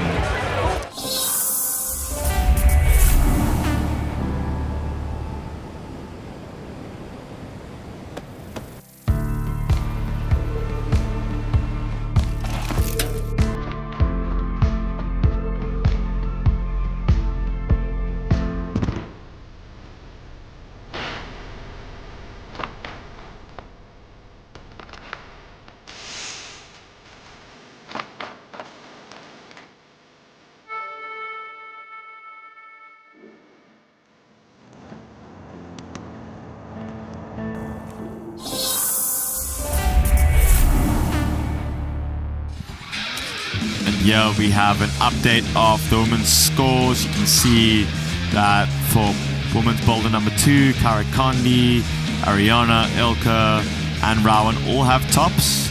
The other athletes have zones, and unfortunately Harper did not zone boulder number 2, which puts her in preliminary 8th place. There's still one more boulder to go. Tied with Lauren for 7th right now, so the last boulder is definitely going to be a fight. Yeah. Kyra was the favorite of coming in, but Ariane giving her a run for her money. Yeah, I mean, that experience is really showing off now. She's been overseas quite a bit. She has a bit of exposure to what Kyra has exposure to, so it's really showing over here. And still, Ilka around, still in the running for first place as well. All depends on the last boulder. Yeah. If they top and Kyra doesn't, or a zone, then it'll be down to attempts if there's a zone versus a top. Anything could happen at this point, and that's why we have 3 boulders to keep the excitement going. Next up, we have the men's Boulder 2, which will be a really amazing boulder to see, I think. This one's exciting. Yeah, one of the hardest, very physical. Here we have the preview. Men's boulder number 2. Beautiful blue fibers. You can see they start with a bottom right hand and a top left hand. They have to have their left foot on those volumes down there to the left. They do a little bit of a swing with a pogo, land that right foot, and then they press up into this droopy looking weird blue shape over there. The intention over here is now, while they're pressing up, is to keep the tension and actually turn around and face the crowd and reach behind themselves with a high left to get to that small crimp, find that foot, and then swing around and catch the blue fiber with their right hand. So using the momentum from that swing to catch it. I think most of the athletes may struggle to find that. Yeah. It'll be interesting to see how long it takes for one of them to find it. I think a lot of them are maybe going to try face towards the wall and bring left hand over, or right hand won't work at all. Yeah. And then after the that, next section's pretty tough with a sneaky right foot that they're really going to have to desperately search for. Yeah.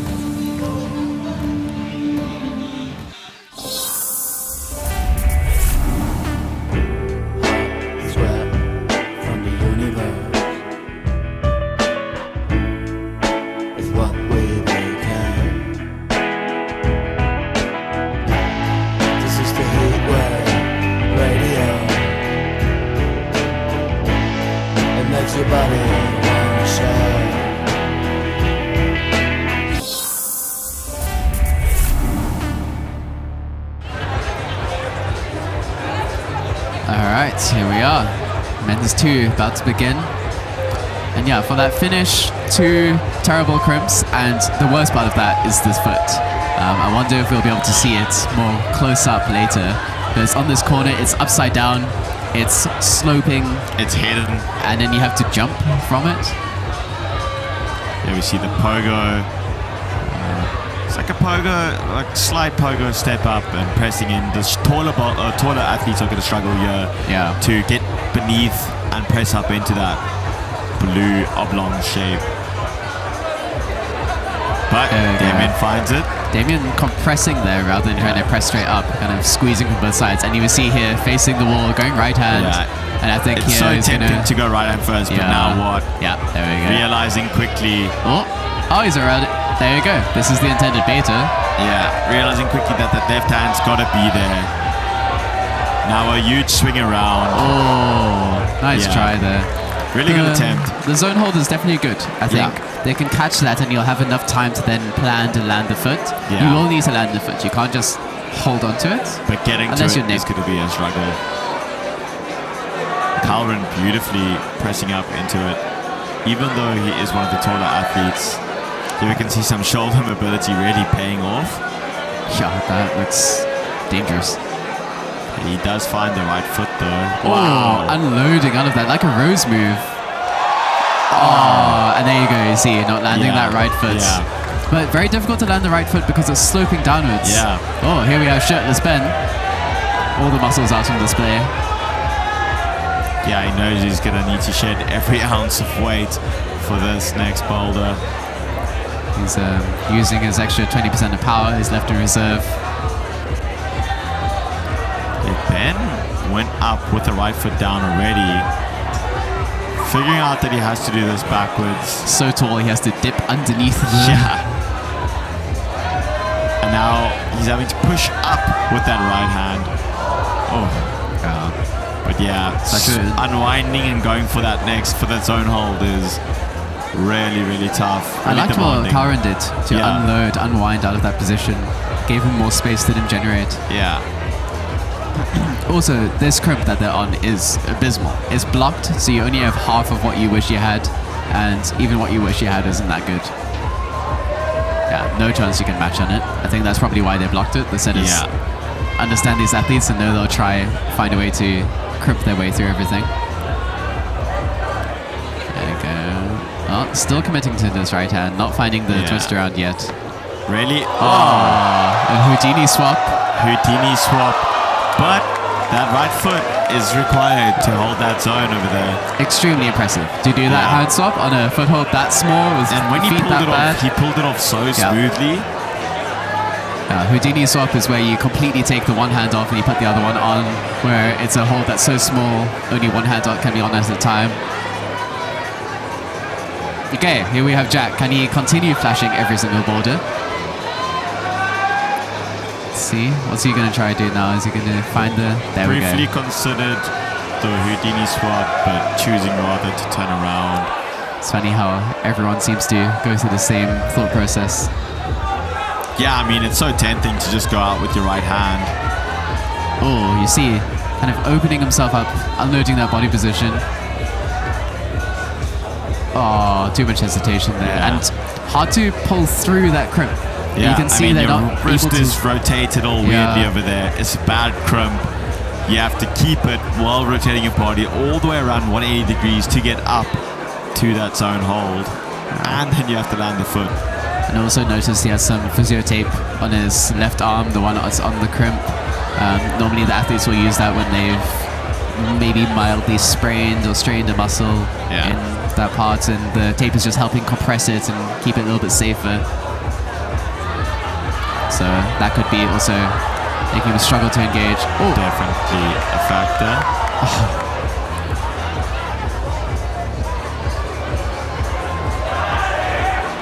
Okay, we have Nick Allen up next.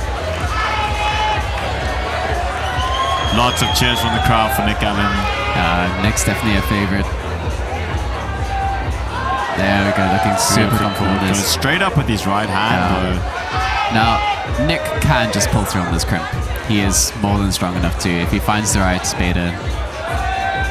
Which they will all see immediately as soon as they go through their full rotation. I think this is the last one. There you go, Nick finding it. I think Nick can actually pull through on this. Deciding, nope, he doesn't want to try anything weird with his shoulders.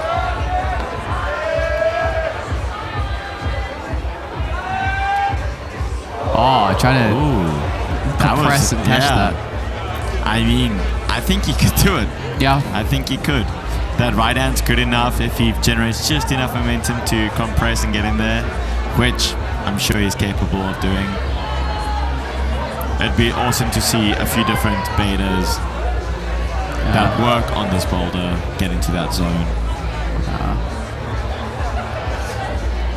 Axel still hasn't had the chance to see... Well, actually, no, he has. But he still decided to... He was inspired by Nick, trying to find this compression beta. I think catching the right hand slightly too low. I think if he had his right hand higher, more in the deeper part of the hold, he could probably stick that. I wonder if Mr. Blocker will follow suit. No, he's choosing the intended to open beta. himself up. Yeah, it nearly worked for him the first time around. Yeah, that looks good, but that left hand needs to stay active. Yeah. So you can kind of bring yourself higher up and land that right foot as you go. And keep it engaged. Calren was really good on his first attempt. Also having to dip his way under that hold. But just look at his shoulder. I mean, that is not a good position for your shoulder to be in. But he's making it work. Slowing it down completely. There you go. Exactly what we said about Calren. But now he has to find this heinous right foot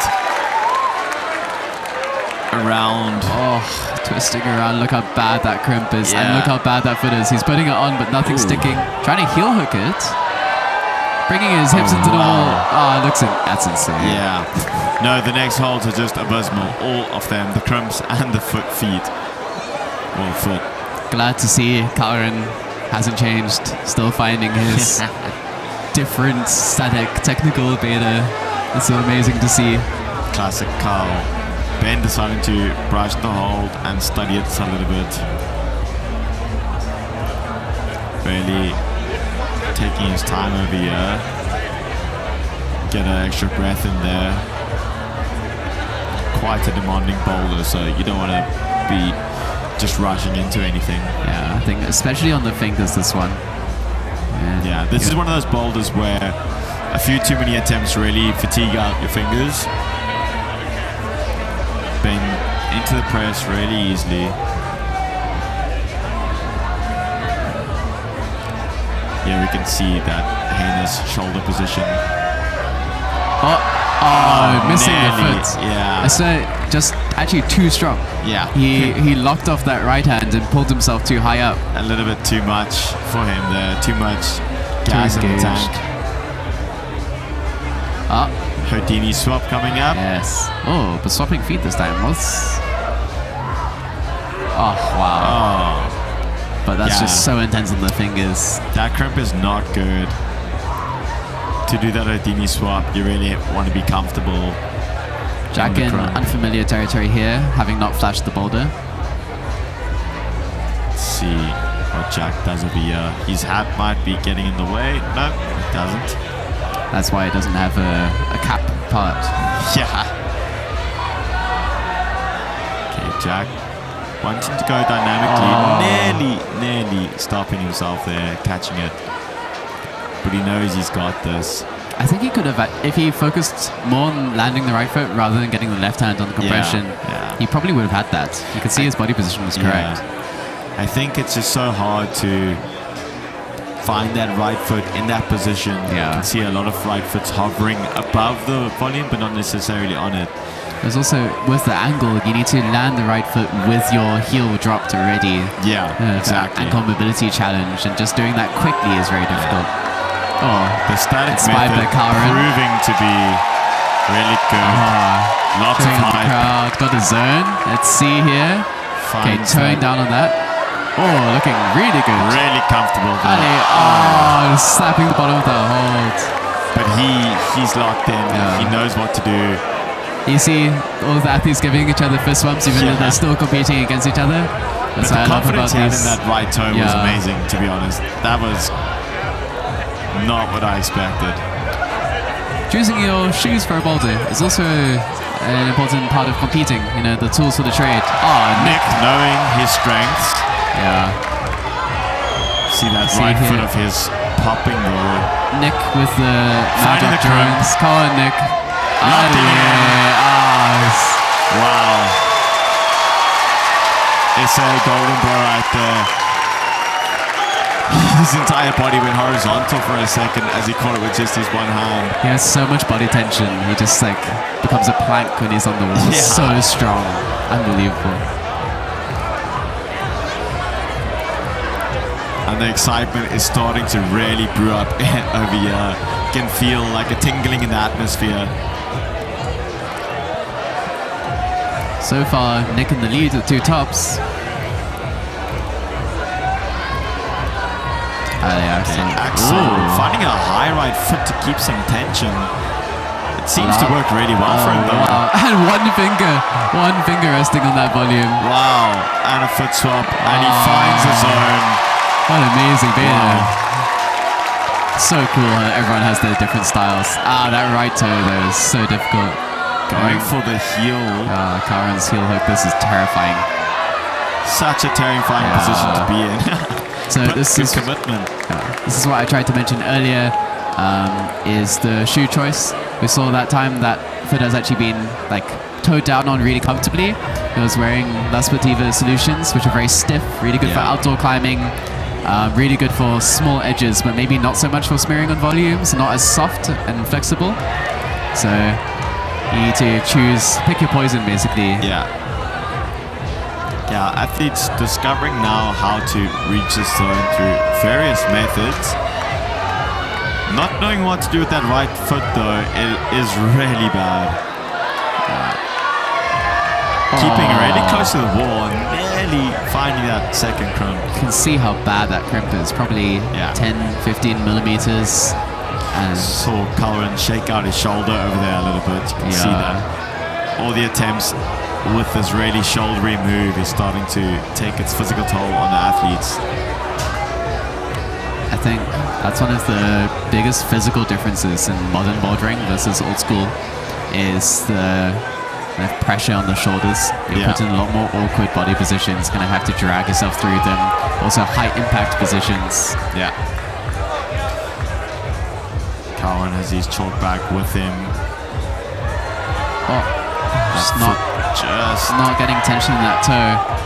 There, he's found it. Ready to dig it in and just trust it. Damn, there's so much tension that you have to maintain in that position. Yeah. The foot isn't just being placed there, it's being used. It's really being engaged. I think it's really hard to maintain that body tension as you're rotating your body and twisting around.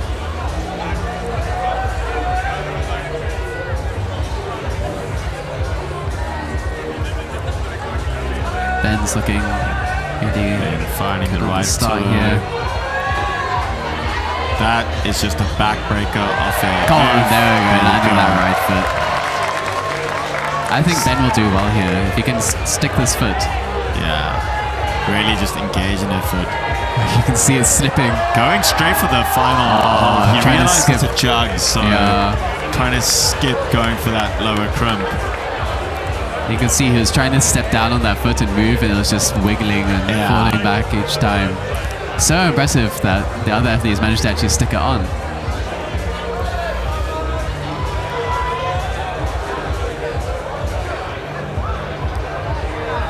So it's Darius. Yeah, that move, even though lots of the athletes have discovered it, unlocked it, it doesn't make it any easier. No. Knowing what to do still means you got to do something very difficult. Yeah. Oh, what's Jack gonna try here? We've seen so many different types of beta now. Yeah, he wants to just go straight up for it. And he does. Nice. Looking strong works in for that. A mix of betas there. Going right onto this crimp. He also wants to just launch himself up, it seems. I think Deciding, rotating through here. So tricky. You can see that right toe. Really, Ali. wow. Oh, stopping really himself. able to use that foot. Ali. Oh, just caught it too far left. Oh, Probably has time for one more go, but does he have the power? Oh, you can see him holding his head there. Yeah. Upset with himself, so close. He's also wrecked. You can see his forearms are pumped. Oh, it was such a good attempt. What a heartbreaker. He'll be upset, but he knows now that he can do it. It's within his capabilities. Yeah. Just can he recover enough in time? Yeah.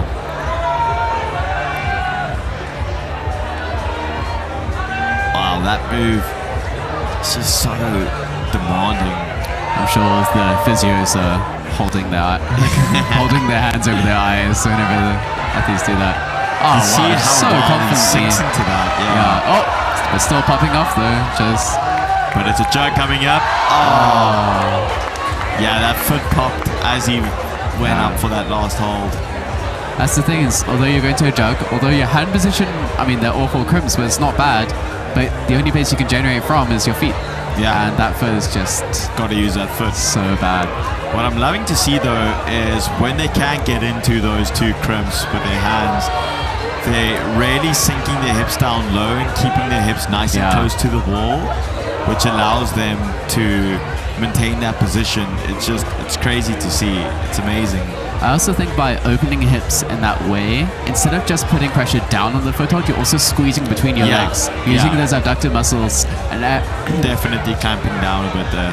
it means you actually get to pull and create more friction with your toes.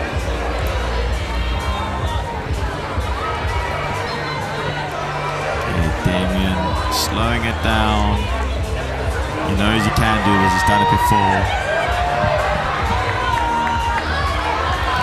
Now onto the heinous foot chip. Oh, you can see the foot's shaking. Can you There you trust can it? see those. And it pops off. Hip sinking, but the foot still pops. Just under 3 minutes left to go. You can see everyone's hopping on the boulder as quickly as they can now. Yeah, the pressure is now up. The crowd is sizzling. There's a lot of excitement. But with excitement comes nerves from the athletes. Mistakes. Aaron finding his done. position. Hopefully his shoulder stays okay. Ooh, going for the right hand on this first. Really what? wanting to change it up over here. This looks... Wow. Oh, my... Wow. This is classic Colin, changing it up, bringing out all the different guns that he has to display. I think that kind of creativity comes a lot from climbing outside. Outside, the rock doesn't care about nice body positions and comfortable movement. You just have to do what you have to do. Experience, yeah. Yeah, It's that just kind been of climbing for so experience long. makes a difference. Whereas indoor climbing is a bit more refined. It's intended to be comfortable and make you want to climb it. Yeah. Although competition climbing less so. But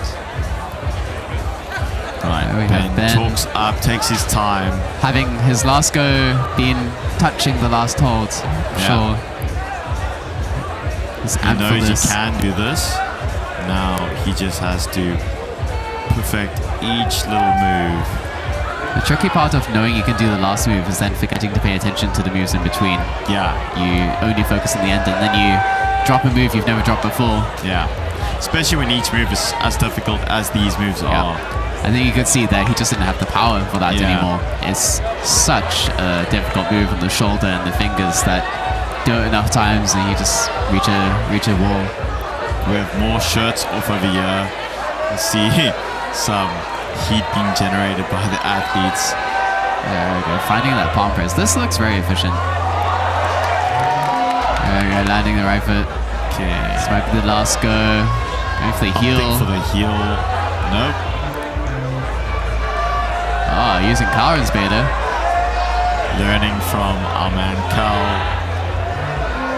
Now can you trust the does right foot? find it. Ale, come on. The foot's just slipping That off. fits. And finds it. He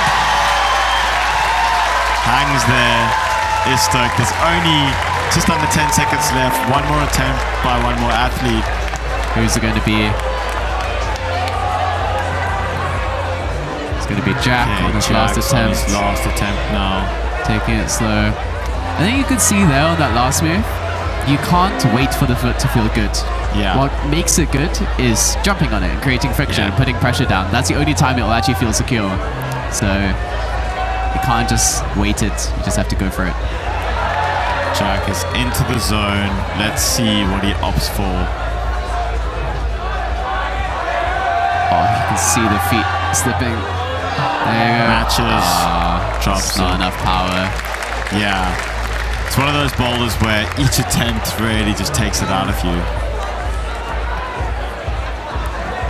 I see they're still brushing the holds, even though time's up. I guess they're finishing the rotation. Yeah. So even though the time is up, the rotation is still being finished over here. So each athlete has one last go. Everyone's allowed equal attempts to the maximum. Yeah. I think just in the previous boulders, it's either been the last athlete or they've decided to call it there. But the athletes here know what to do, so they really want that last attempt. Very It's a fight delicately now. landing that right foot. Amazing how easy they're making this beginning sequence look when everyone was falling on it at the start. Wow. Look at that That's so position. strong. Can he trust his foot? Can he do it? Finds it. Immediate celebration. Immediate celebration. He knows that he's in the stall. He's in the fight. He's in the running. That was Thomas there.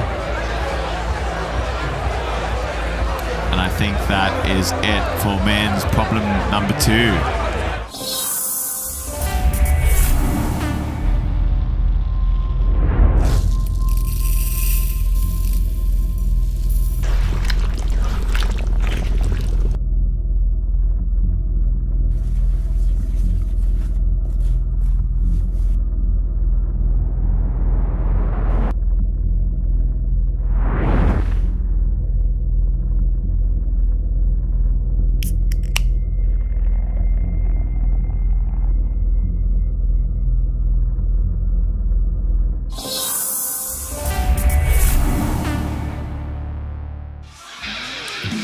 Here we have the men's scoreboard. Nick in the lead with the least attempts, 2 tops so far. Darius and Thomas, 2nd and 3rd. So Czechoslovakia representing itself here. Yeah. Jack and 4th just behind them. Yeah, there's actually quite a decent spread here amongst the men. Yeah, all quite even. Which does mean that this 3rd boulder is really important. You know, anything can happen over here. Technically, anyone could win here, really, depending on how it goes. With tops or zones. So there's a lot to look forward to in this last one. And the last boulder for the men is going to be quite a challenge. It's physical, it's demanding, and it's the end of the night. And now we're going to come to women's number 3, so we'll have to wait until we see that. But I do think that boulder is the hardest of the day. So now we'll see a preview of women's number 3.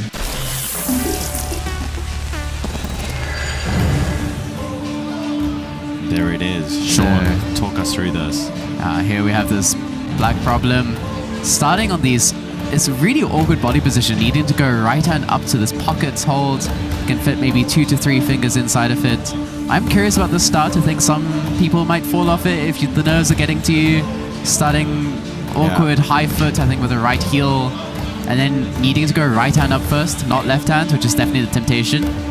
You catch this hold, get your feet up, and then you come out left hand to this crimp, which is kind of camouflaged against the volume here. Again, hard to fit more than 3 fingers on it. Yeah. Once you catch that, you want to release your feet and swing around and face the crowd. It's going to be a really cool movement, really showstopper climb. Yeah. And then once you call that, you swing both feet up above you, up to this black fiber, which you see here.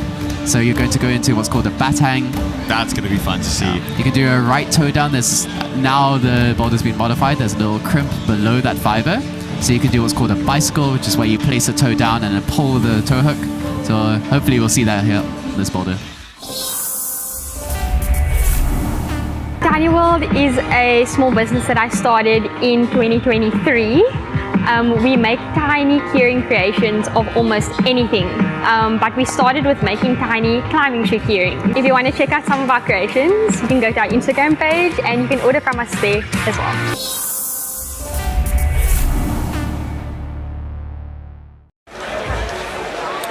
Right. Women's boulder number 3, the final boulder for these women to battle it out tonight here at Block 11 in Pardon Island in Cape Town, South Africa. This is Gravity Bowl number 8. It's Block 11's 10th birthday. It's big. It's big. These athletes really want it. Many of them are in the running to see who's going to be crowned the victor of Gravity Bowl number 8. You can see with this boulder here, after that toe hook, you just swing around and grab the right handhold and come up and above. Hopefully it should be over by that point. You shouldn't see anyone fall, but you never know. Nerves can get to you, skin can get low, start sweating through your hands. Yeah, and after doing a couple funky moves like that, lots of like hard moves that require a bit of commitment. And a campus movement. Yeah. So just the pinnacle of power there, and you've done all of your qualifying boulders starting at 8 a.m. climbing. Some of us climbed 5-6 hours, and then you've done 2 finals boulders, and now you come to this as well. So amazing that they can just keep on going, keep on pushing hard. You see the crowd here, the lights. Yeah, and it boils down to this final moment, these final 20 minutes to score the final points of the night. This is going to be a really fun one to watch, though. I love that the set is created something fun for the audience to see as well. Yeah. You know, these are moves that we don't typically see in the gym all the time. It's really hard to set such moves. So really fun for the audience to watch these athletes battle out on such a fun, interesting climb. So that this boulder isn't purely limited by power, there is a way to go feet first and avoid needing to just campus. Yeah. But that's more time on the holds, more time holding bad finger holds, and a lot more core tension and control. Yeah. So you need to choose which one is worth more to you. I do think we're going to see quite a few different approaches over here. Making that first move look easy, finding the correct body position. in this pocket hold. You see 3 fingers. There we go. Okay, now trying to go for the feet first beta. Yeah, really needing to maintain tension over here. Nearly finding it though. Almost. Really good first attempt from Farron. Now, Lauren's speciality as a climber is crimps. She is just insanely strong on small handholds. So I think these movements at the bottom of the boulder will heavily suit her. Those pockets and holding on those crimps and being powerful on them. She recently sent Vaihai, which is a 7C plus boulder problem in Rocklands, which is an extremely crimpy boulder. Just a finger problem, really. Yeah. With a really bad heel. Finds the toe beautifully. And just lands it immediately, so precise in that toe. Just coming off a bit too early there, too much swing. Might be easier for her just to release the right hand, just swing across without having the foot. I think the foot puts your body in the way, but it does make it more efficient power-wise. Courtney going a bit dynamically. Yeah, choosing not to use that foot jib for her left foot, maybe it was so bad. Wow, doing the splits there. Yeah. Trying to avoid hanging on those holds for too long, shaking her head. I don't think she's not quite happy with the liking finger that. strength. Yeah. I suspect we might see campus over here from Ilka. She's just a machine. Yeah, Ilka definitely has the style to do this. Yeah. But finding a foot. Oh, getting a toe hook there. Yeah. So more stability. Lands the toe perfectly. Wow. Nice. And just committing to her movements. There we go. Finds the toe. There's that toe down and the bad Getting hang. into the bad hang. Oh. She's still in it. She's still in it. It's not a flat hold. It's not positive. So keeping friction. Now she's There really she got is. to focus. But she finds There we it. go. Finding the hands. Keeping that tension. Finding the heel. This could be a flash. Coming off the heel. There's Really too much close. rotation in the body. Yeah. Excellent first go. And her hand went up to the very corner of that fiber, which is not the best, but she knows what to do, which is great. And that was the first attempt. She's definitely going to feel confident going in a second time. Here, I would say maybe pass the turn, like rest 4 to 5 minutes if you can, because you can send on your next go. Ooh, finally we're going to see the campus beta. Ariane. There we go. That looks very efficient. You can build enough swing. Yeah. Wow, and so She was fast. really happy with that decision, I think. Maybe the other woman will be inspired by that. Oh, going straight up with the hand. Looking Ariane's really good. comfortable. And she's in the running to top all 3 boulders, so a flash here would be very important. But a big fight still to come. Early Ariane. Now this part should be simple. Just palm over. See how bad that last hold is. It is not easy, but she finds the top. Both hands It's on. It's a flash. What an outstanding performance from Ariana tonight. Wow. 3 tops, a flash at the very end. Very much in the running to win this now. And now she sits back and watches. Yeah. Nothing left for her to do tonight. Now she watches Kyra. Think Now that it's round is 2. a podium probably for her. Oh yeah. Obviously, there's still a lot that could happen. I think a guaranteed podium, but Yeah. in regards to first place or not. Rowan also opting for the campus with a bit of a swing here. Bit less commitment to the swing than Ariane, but still finding the position. Very comfortable in that. Although you can only fit 3 fingers on these holds, they are quite positive. Yeah. Wow, just coming fully upside down, generating with momentum to go there. Keep, rather than getting both feet on, there we go. There we Finding go. the Finds fat hang. both feet. Scary to be upside down here, just trusting the friction in your feet. Yeah. Oh, shin strength Really, required. yeah, really engaging through the shins over there. Finds a left heel to maintain some Very tension. technical. On the good crimp. Feeling really solid. She's happy. Deep She's breath breathing. there. Big mantle move. There's still a bit of fight left. Can see the fight a little bit more. Smile on her face when she hits finds that. it. Gets in a more comfortable position. Head on the boulder, and that's a flash. ground What a going. flash. What an impressive performance from her tonight. One She zone, gets to sit two now. tops, and flash. Wow. Get to sit back with Ariana now and just watch the rest unfold. I think you can see the experiences as a competitor there. The fact that once Yeah. she did the hard move, she took a breath. Yeah. I think it's really easy to just get excited there. Oh, Yeah. I've done the easy move. I've done the hard move. Now it's the easy section. Yeah. And yeah. then just to start rushing and going too fast. So she took a breath, reset. taking that moment to breathe and just go with it with grace. Finds a toe, but then campuses. Bit of a mix between betas there. Yeah, it seems like a toe just slipped out and then she decided to campus, but it worked. Yeah. Going into the batang now. Still in a bicycle though. The bicycle is definitely a more controlled position, so it can help you move your hands, and then you eventually need to commit to the full bat hang. Yeah. But There's no getting out of it, even though it's quite a scary thing to do, to hang there upside down, trusting the friction on the top of your shoes, trusting the shins to do their job.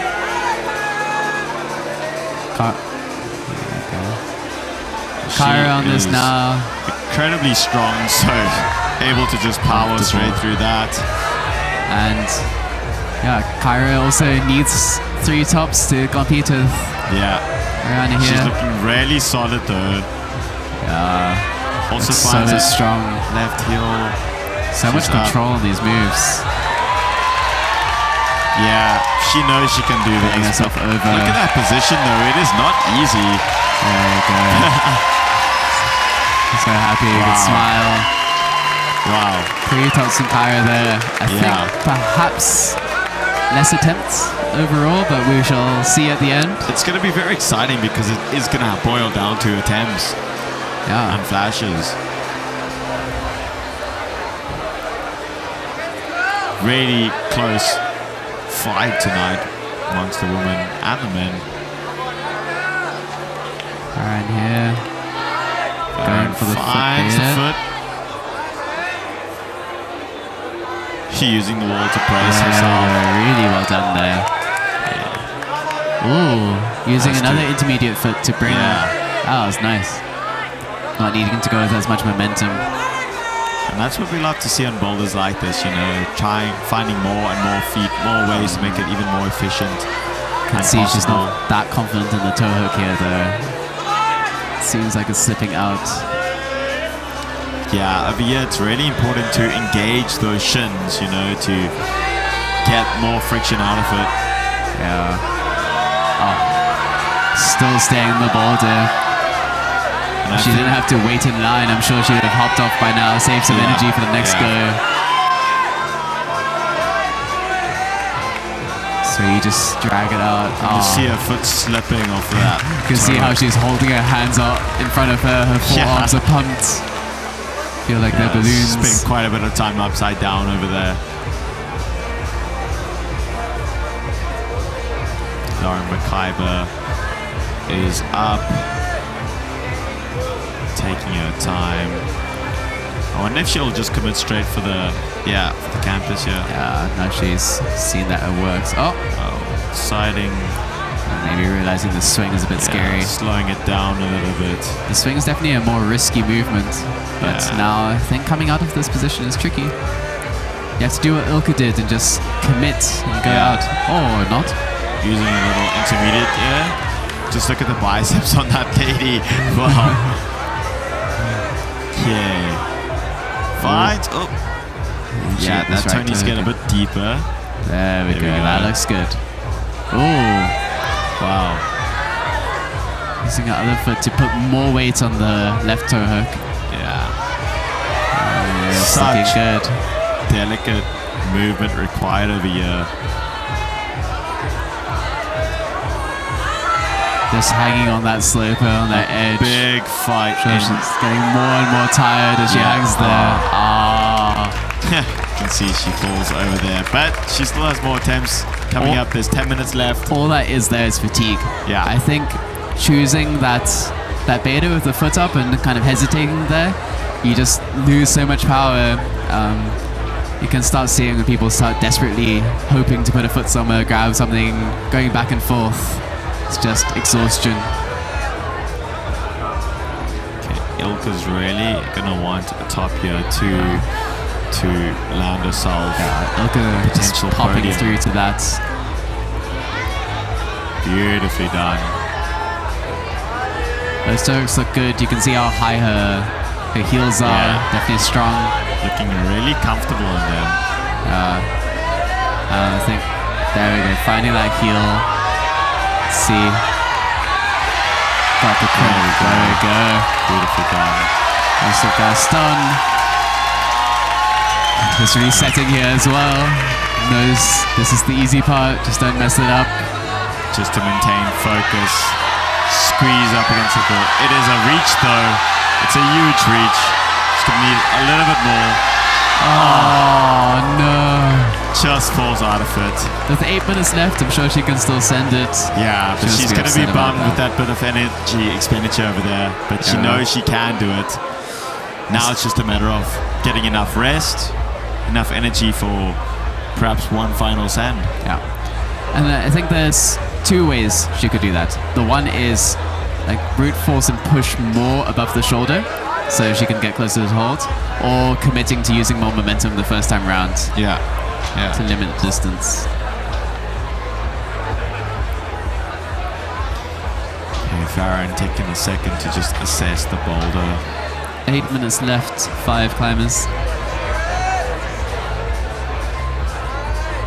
This is the last boulder of the night for the women, so just commit absolutely everything to it. There's nothing left after this. Just go to sleep. Or join the DJ tonight, which we'll be playing. Yeah. Join the DJ, have a few drinks, celebrate, and just take a rest week. Grab a shot to the Looking beer. really good. Okay, let's draw attention now to some fancy work here. Oh, just really struggling to struggling, to engage that toe. It is just such a difficult move and such a committing move as well. And it comes down also to shoes. If the rubber on top of your shoes isn't in a good state, or if you have straps that are in the way, it could really change the game here for this bad hand. It's definitely true. See, Ilka coming out of turn. I think the other women are deciding to rest a bit longer. Ilka's just deciding to go for it. She's locked in, she has energy, she knows what to do, she knows she can do it. Now she just has to execute it. I'm surprised she's going already. I would expect her to rest a bit longer after doing so many moves and getting so close to the top. Clearly still has gas left in the tank. Which is insane after a full day of climbing. Yeah. Yeah, you see, not enough recovery there. Now you just wait the 6 minutes and go in the last moment you possibly can. Yeah, See everyone else resting. This is definitely the most powerful boulder for the women of the night. Yeah. Especially being the third one. So everyone just choosing to sit down and rest for a bit. Run down the clock just a little bit. You can see fatigue on the athletes' faces, but excitement on the crowd's faces.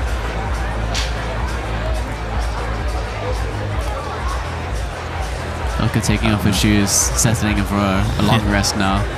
A mixture of smiles and fatigue. A little bit of worry in some of the athletes' faces over there. Curiosity. I guess it's really hard for them to tell the positions just because it's been such a close fight for the ladies tonight.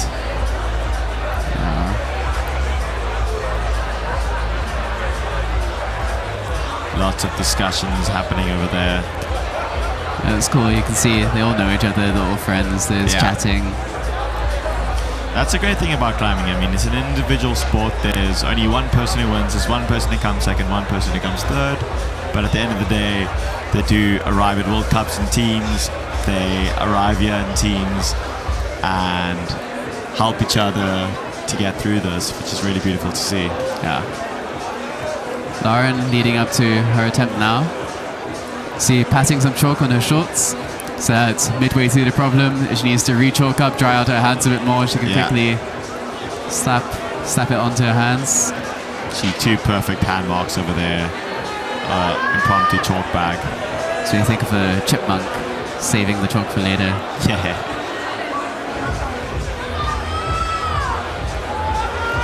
Let's see. Does Lauren commit to the foot? She does. She needs to do the sequence quickly to save energy. Oh, you can see Just everyone's popping off exhausted. Holding her fingers there. holding her She's saying, fingers. nah.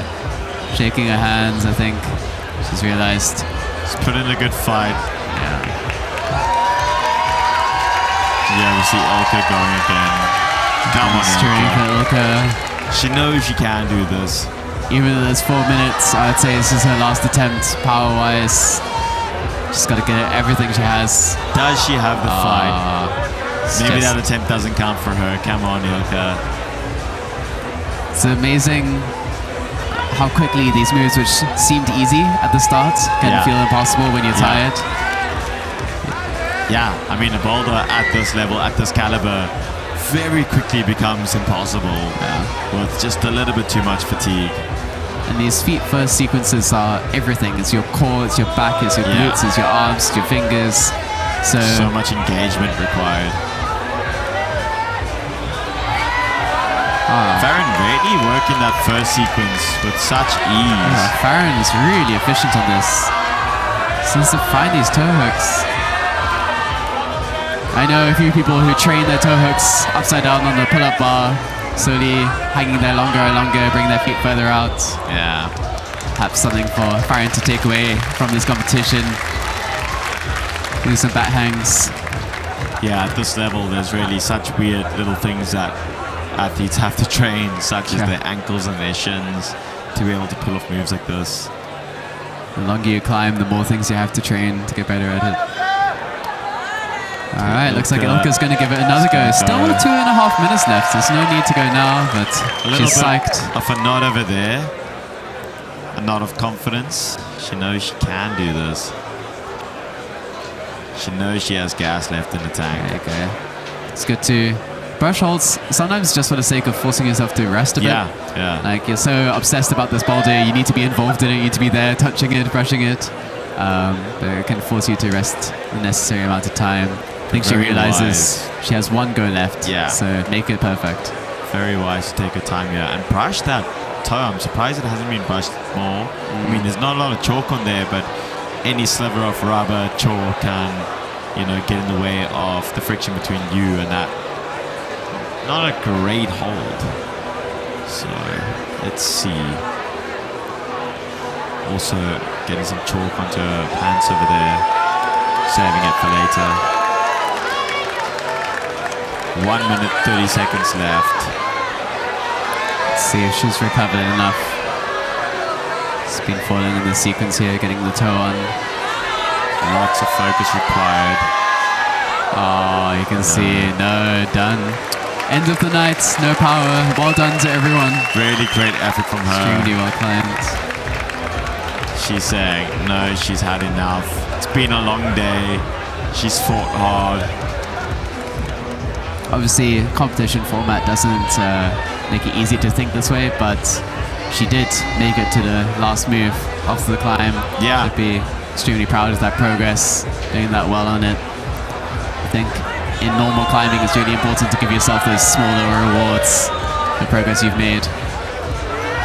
Yeah, and just for the, the mental health of knowing that you've done well, even if the results don't quite reflect it, you made it to the last move of the final problem. You know how difficult the problem was. It's really important. We have 30 seconds left. I'm not sure if we're going to see another attempt from any of the I think that was athletes. the last attempt. That seems like the end of the women's climbing tonight. So, Kyra and Ariane with 3 tops each in the running for first place. Round with 2 and the flash right at the end. Yeah. Really excited to see. After men's Boulder 3, we shall see the results. They'll tally all up. Nothing's final up until this point, until it's actually some queries might be made. Called out. Exactly. We'll have to wait and see what Emily has to tell us. Tiny World is a small business that I started in 2023. We make tiny keyring creations of almost anything, but we started with making tiny climbing shoe keyring. If you want to check out some of our creations, you can go to our Instagram page and you can order from us there as well.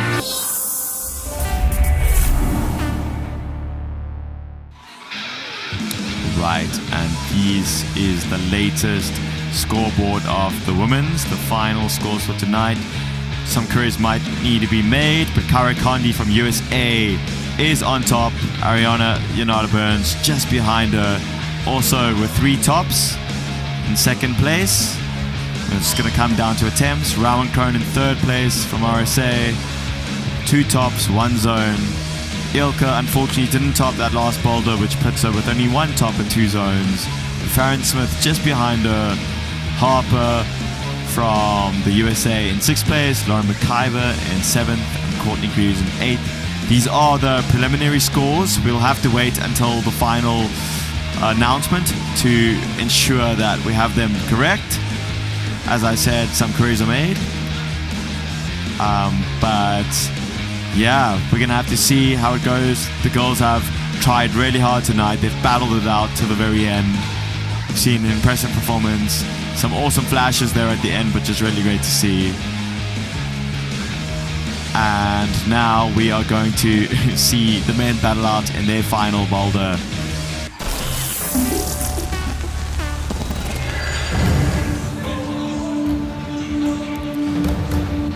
Men's boulder number 3. This is an interesting boulder. It is beautiful, it's red, it's flashy.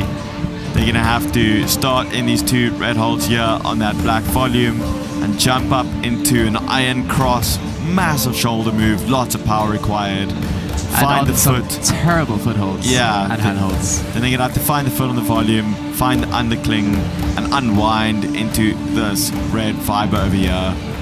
Sean, I'm not exactly sure how they're going to do this next move. Then they get a right toe hook on that right hand on the fiber. They're supposed to rock over this right hand into this blocked sloper hold. Yeah. Come out left hand to the side pull, bring the feet across. Then I think bump the left hand up again, this sloper.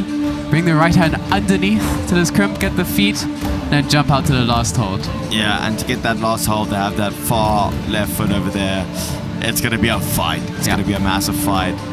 Really powerful. Not much power left. Let's see what happens.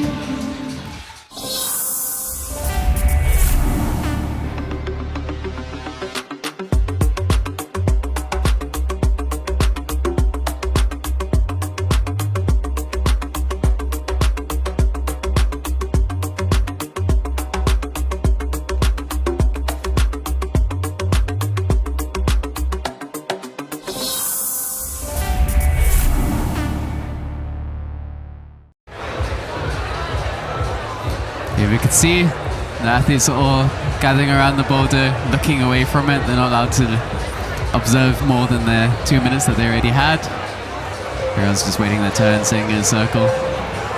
And the clock has struck. Axel is up for his first attempt. So far, top in a zone. See, this is a massive move. A bit of an Al Corazon move over here. Oh, and these crimps are terrible. They are heinous. They are so Generate small. from them is crazy. And yeah, we see Damien Blocker taking off his shirt. So it's head nod over there. a traditional thing, the last men's boulder of the finals. Everyone releases their inner power. And that is going to be required for this one. Massive move to start this boulder off. I think my favorite for this boulder will be Nick. Yeah. Nick with his power, his strength, his outdoor strength, his finger strength. Yeah, I think right toe is correct here. So you wanna? Oh, I guess the body position's just so weird. There you can see he's going for the iron cross, but wow, what a move. I think the angle of the foot means you don't want to put your right toe on because it's vertical. Yeah. Hard to put any pressure on it. And that's all you have to generate power to come into this iron cross move. I think Marius, the set off this problem, was prompting the guys to hop on Al Corazon this weekend in Rocklands after this. Ben looking the closest so far. Yeah. But you can see landing on you with the fingertips. His open position here, I think his wrist rotated outwards, he needs to rotate it in. It's power and precision for a boulder like this. Oh, that left leg's doing a lot of work, trying to swing. That looked really good. Yeah. Really sunk into the foot and jumped out. But you really got to engage those shoulders to hold that once you hit that right crimp. Yeah. I would say this is the hardest boulder of the night. For sure. Regardless of it being the third finals boulder. So, we'll see how it goes. Jack choosing to put the left foot on. Yeah, I think where the foot is relative to the Jack actually looking really good over there on his first one, but you can see he doesn't have much energy in him. Especially after the last boulder being as crimpy as it was. I feel like this is one of those ones where you hope for one top. Yeah. You know, you're fighting for that one person to break through and get the top. But here also, with the scores as tight as they are, a zone means a lot. Oh wow. Just choosing to fully just campus through on it. He looks so powerful and strong over there. Finding that right toe hook. Ooh, going left hand first. Yeah. Oh, looking so secure on this. Wow. So much power from Czech. What are they feeding their guys in Czech? On this left hand pinch, you can see it's tricky to maintain friction on this and move on it. Trying to figure out what to do with his feet over here. It's a really far swing foot. out. Oh, God. Reads it perfectly, that move at least. Final move. And that's a flash. Wow. What a flash. The roof is blowing off here in block. The crowd's going crazy. A flash on the final boulder. Most difficult boulder of the night. Wow. Darius Nanji. Okay, so now we have to ask some serious questions of you. What are they feeding this kid? He's younger than the rest. Well, I think he might be the same age as Axel, but just look at the guns on this guy. Here we have Nick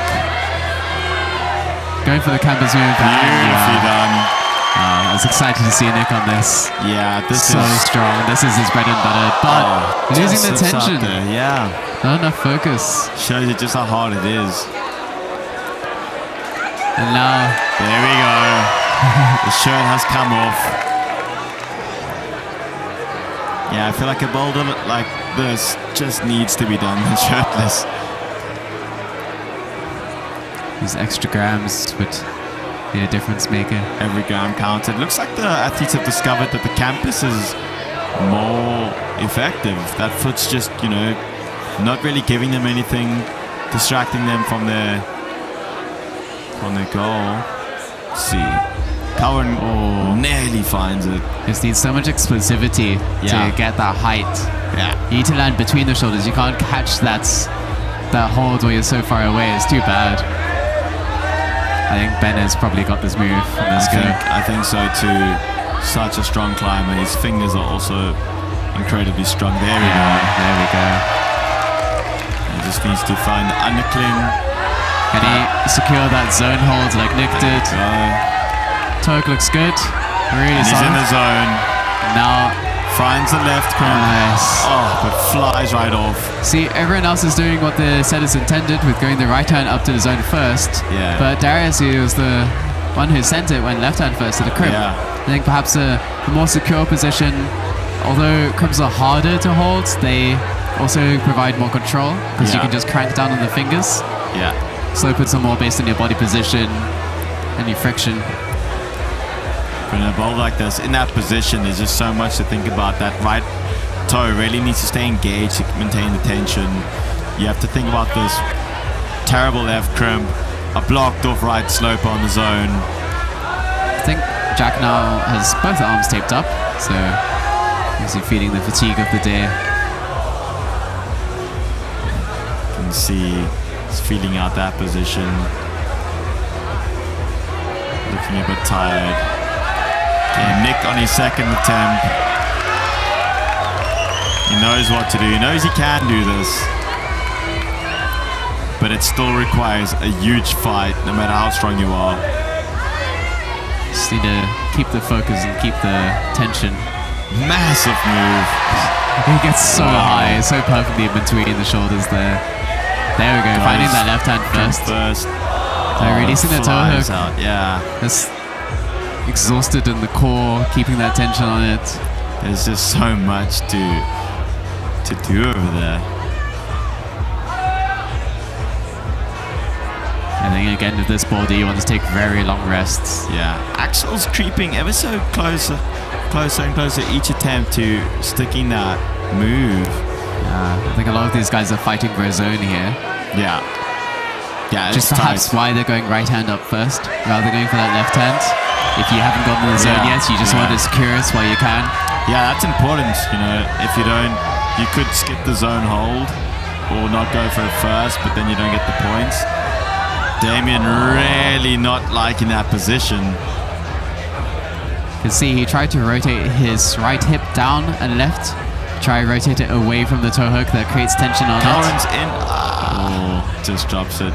He's shaking out that right hand. Yeah, you can't catch it that low in the shoulders. It just puts too much strain on the fingers.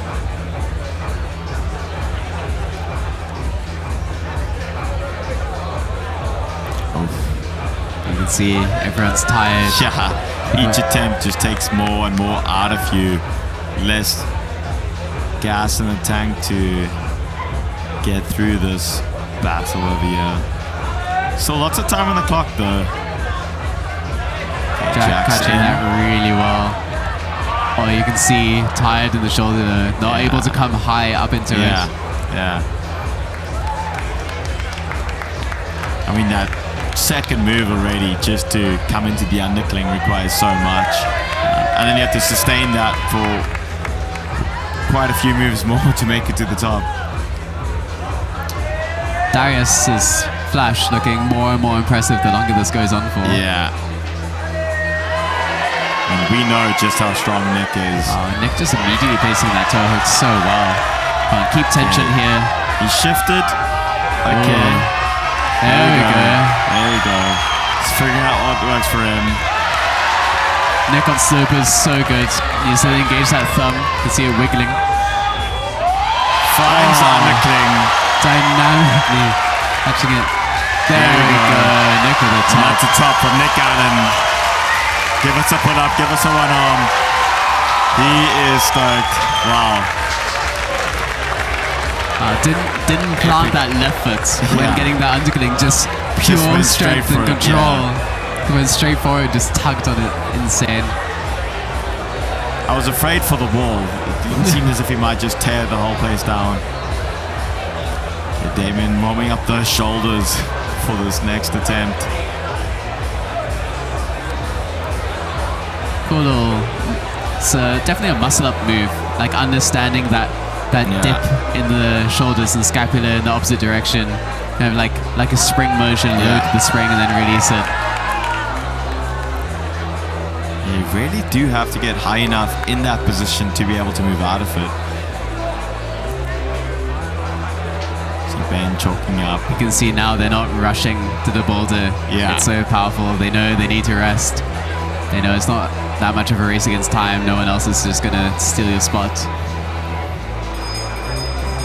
10 minutes left and Ben is up.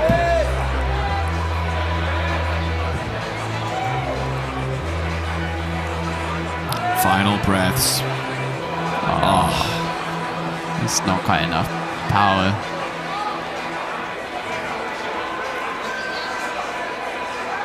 All right, come on, Ali. There we are. Finds the move, finds See, the undercling. After getting that right hand, they just pulled themselves up into that 90-degree lock-off position to control it. So much strength required. It's into the zone though, he's got the zone. Finds the crimp. Drops the crimp, but that is a zone for him. There's a zone. Jack's really gonna have to fight over here to get his spot on the podium. You have to remember that these guys, a lot of them competed just last weekend. And when you're competing, also doing a set of qualifiers and finals and then continuing to train, there's not that much time to recover. Jack finds his way into the iron cross. Come on, Ali. Feet slipping. Slips the There foot, we go. but he's fighting. It's back He in. knows he needs a zone. Gets the zone. Okay, if he can move now, now he's secured it. Now he's got zone points. Learning from his mate, Nick. into the slope. Oh, just coming too far out. Popping off. You can see his right arm's exhausted there, Yeah. but he got his own. It's extra points in the bag. It's really going to be such a close fight. Oh, There we go. Heel's getting closer and closer and finally hit the hold. Finally hitting it. He still has 8 minutes. Maybe he can keep on building, getting the zone. I'm sure if he had an hour, he would work his way all the way to the top. Yeah. Carl, not quite getting it. It's such a difficult, such an intense first move. Ben wisely asking for a brush over there. I think at this point, every extra little bit of friction that you can get is what you need. They should really get those slopers and pinches brushed for them. Yeah.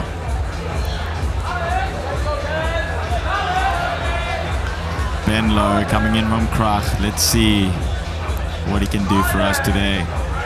Gets the iron cross, finds the foot. He's locked in, he knows what to do. Oh, choosing a right heel hook. Goes for the heel. With his size, it makes sense. He can fit in that body position. Looks like he's jamming his hand in there Getting a almost. hand jam. Interesting. That makes sense. Yeah. Using Can he the come out of it? blocked off hold to his advantage. Oh, wow. does That mean jam he has sticking those, in for him. Amazing. Opting not for that crimp, going straight. Oh, so much momentum over there. Dramatic fall, but I'm glad he's Wow. okay. That was a really impressive attempt from him. Gargantuan moves. But still some time on the clock, he can do it again. Here's Thomas. He's also already had 2 tops, so this would be his third if he can get it, along with Darius and Nick. Looking really confident over here. Needing to figure out what to do with his feet. Oh, just holding the cup there. So much Fighting, strength. desperately fighting.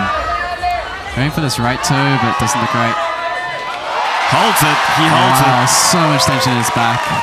Okay, is he going to do this foot landing? Really scary He's move going over for here. it. Oh, He was, So much he was swinging the required. leg as if he was going to land it. Yeah. But just decided last minute to go for the handholds, go for the safe option. Amazing, he just held those body positions. So much power still left after all of this climbing. Yeah. I wonder if he'll have power for one more attempt like that. Damien Blocker coming up.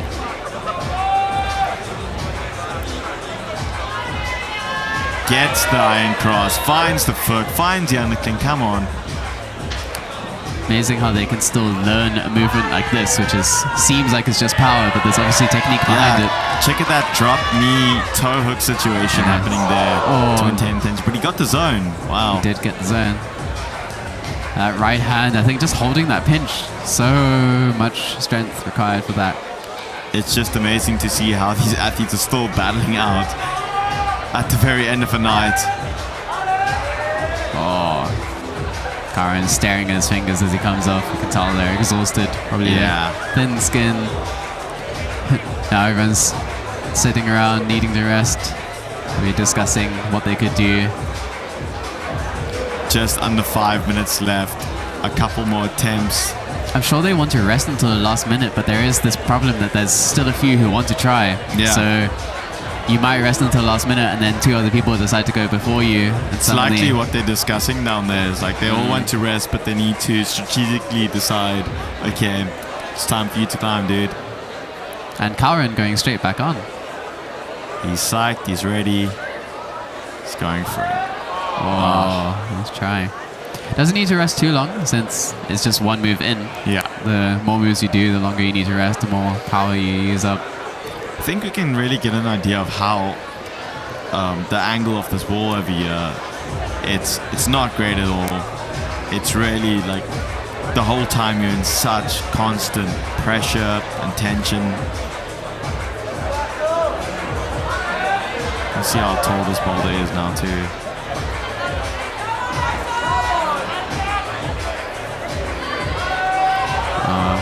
Axel not quite dipping in the opposite direction. He kind of actually locked a bit too high on the left arm. You need to when you dip, when you move away from the hold, it needs to be exactly away, like as if you're drawing a straight line down. The exact opposite direction, giving you enough to shoot through. Jack's taking his time. One last big fight probably for him tonight. Yeah, this is likely everyone's last attempt on the boulder.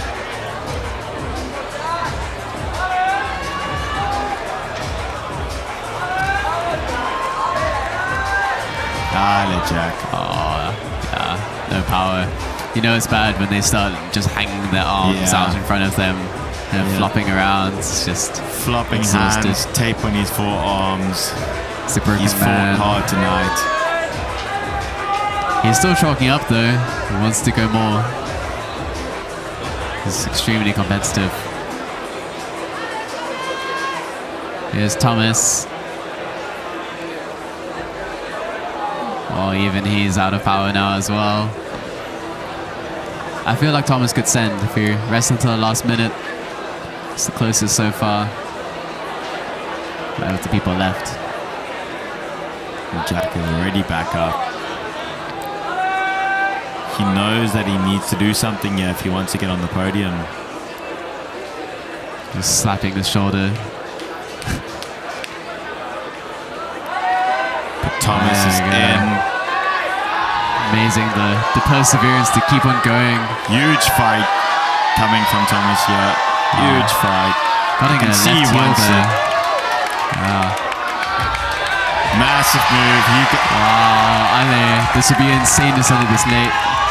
Oh no. Nearly lands that Trying to move. land his left palm on the wall. Such a good attempt. But he's picking up his chalk bag. He wants more. To do that after falling on the first move, you know, you see that and it seems like a sign that it's over, the power's gone, and then to just keep on going, and you can see how efficiently he was moving. He's moving fast. Don't let your body realize how tired you are. Yeah. Between obsession and perseverance, Jack is going for one last attempt. Oh, he's just too tired. Still making, like, he made progress. He hit the move now. Yeah. Amazing. He's dipping into the absolute last reserves. These guys are going to be so sore tomorrow. Axel's had a decent rest now. See if he's got enough power to hit this move. Maybe he can get zone. Not quite. He shakes his head. Carl also wants more. Boys are hungry. I want to see Carl do the higher up sequence. I bet he would find some strange, unorthodox beta to do it. Ben Lowe took a strategically long break over there. I think we might see something incredible here. I remember last year in Nationals, he had a real, and during Gravity Ball, he had a real buzzer beater moment. Yeah. Right at the end. Just getting his hand jam again, you can see, finding that position. I love this beta from him with the right heel as opposed to the toe as well. Oh. Slips out. Oh, good enough jam to stay. Oh, Jack being a really good sport there. Letting Thomas have the last go. I think Jack's realized he doesn't have enough power. Alright, last go of the night. He's looking Let's strong. go, Thomas. Looking hungry. Does he have what it takes? So efficient to this. Now here's the super physical move. Takes the cut.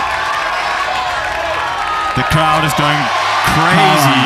Giving him the energy he might need. Finds the underking. Holding on with everything he's got. He needs to remember.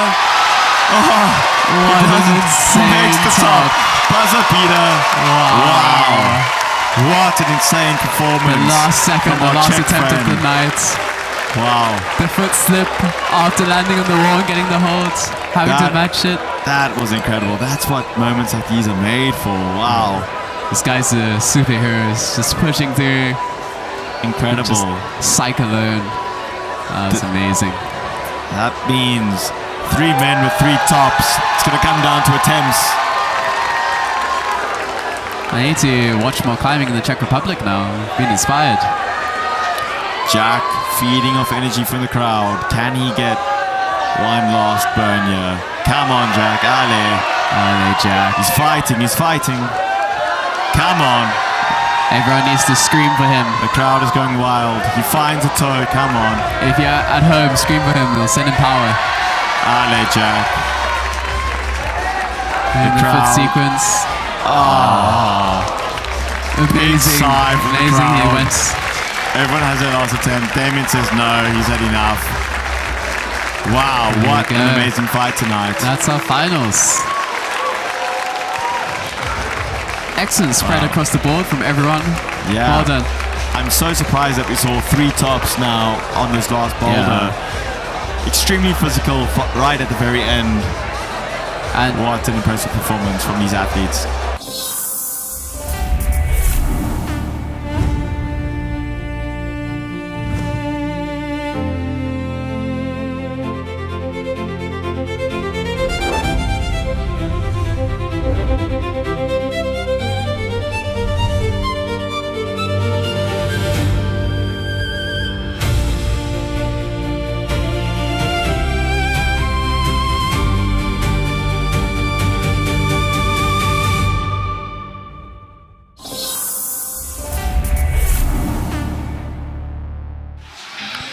here we have the women's scorecard. Kara Kondi on top over here. These aren't final yet. The absolute final results come when they're called out for their prizes at the end. But things can always change. But for now, Kara Kondi on top, Ariane in second. All of them with all 3 tops. Absolutely amazing climbing. Ran looks like quite secured in 3rd place. The 2 tops, 1 zone. Yeah. Guaranteed over there. Ilka unfortunately just missing the podium, but really great effort from her. Here we Here's can the see the men's men's. scoreboard. Darius from Czech up in 1st place with a beautiful flash at the very end. 3 tops. Nicholas Allen also 3 tops. And Thomas also from Czech with also 3 tops. Wow, this is like awesome to see. And then no one else got 2 tops. Yeah, everyone else with only 1 top and a couple zones. Once again, a really good spread. And once again, it's going to come down to attempts in the final for the top 3. Yeah. And I've really enjoyed throughout the years as I've been getting into climbing and watching all the competitions. It's been really interesting seeing Nick and Jack go amongst each other. One of them does better in one comp, one of them does better in the other. Now we're going to go downstairs and see the prize giving.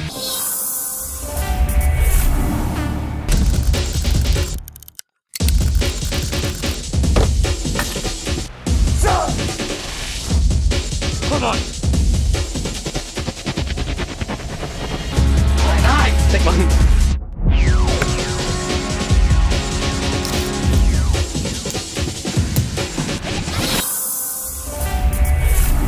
This is totally cool and under control. All right, are you all ready to hear who has scooped up their prizes? Alrighty, okay, so 3rd place for our fanatics.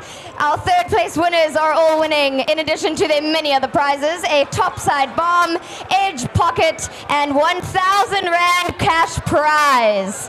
And our 3rd place fanatics male finalist is Thomas Cora. Please come on up.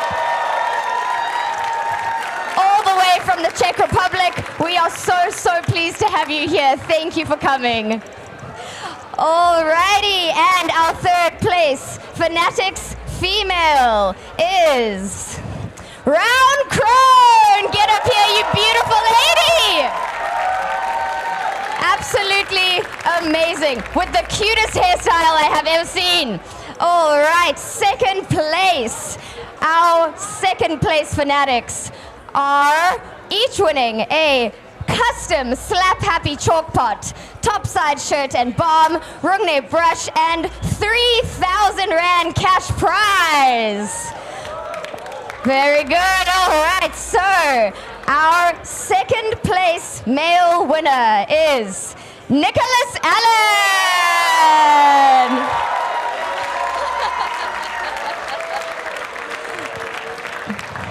It's been incredible to see this young man grow up and again just expand more and more each year in the shoulders. What an incredible young climber. All right, and our second place Fanatics female winner, Ariana Yanata Burns.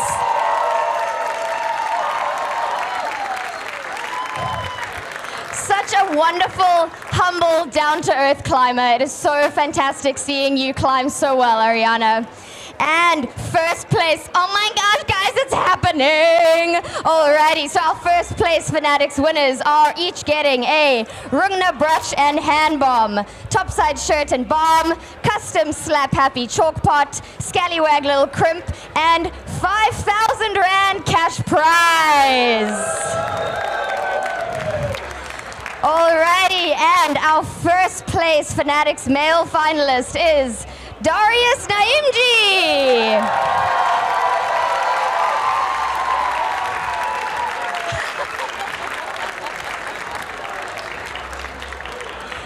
From the 5 minutes of interaction I've had with this gentleman, he is such a delight, such incredible sportsmanship, and look at that beautiful little baboon you get to take home with you, if customs allows it.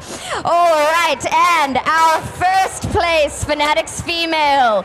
Who could it be? Who do we think? It is, of course, Kyra Condi.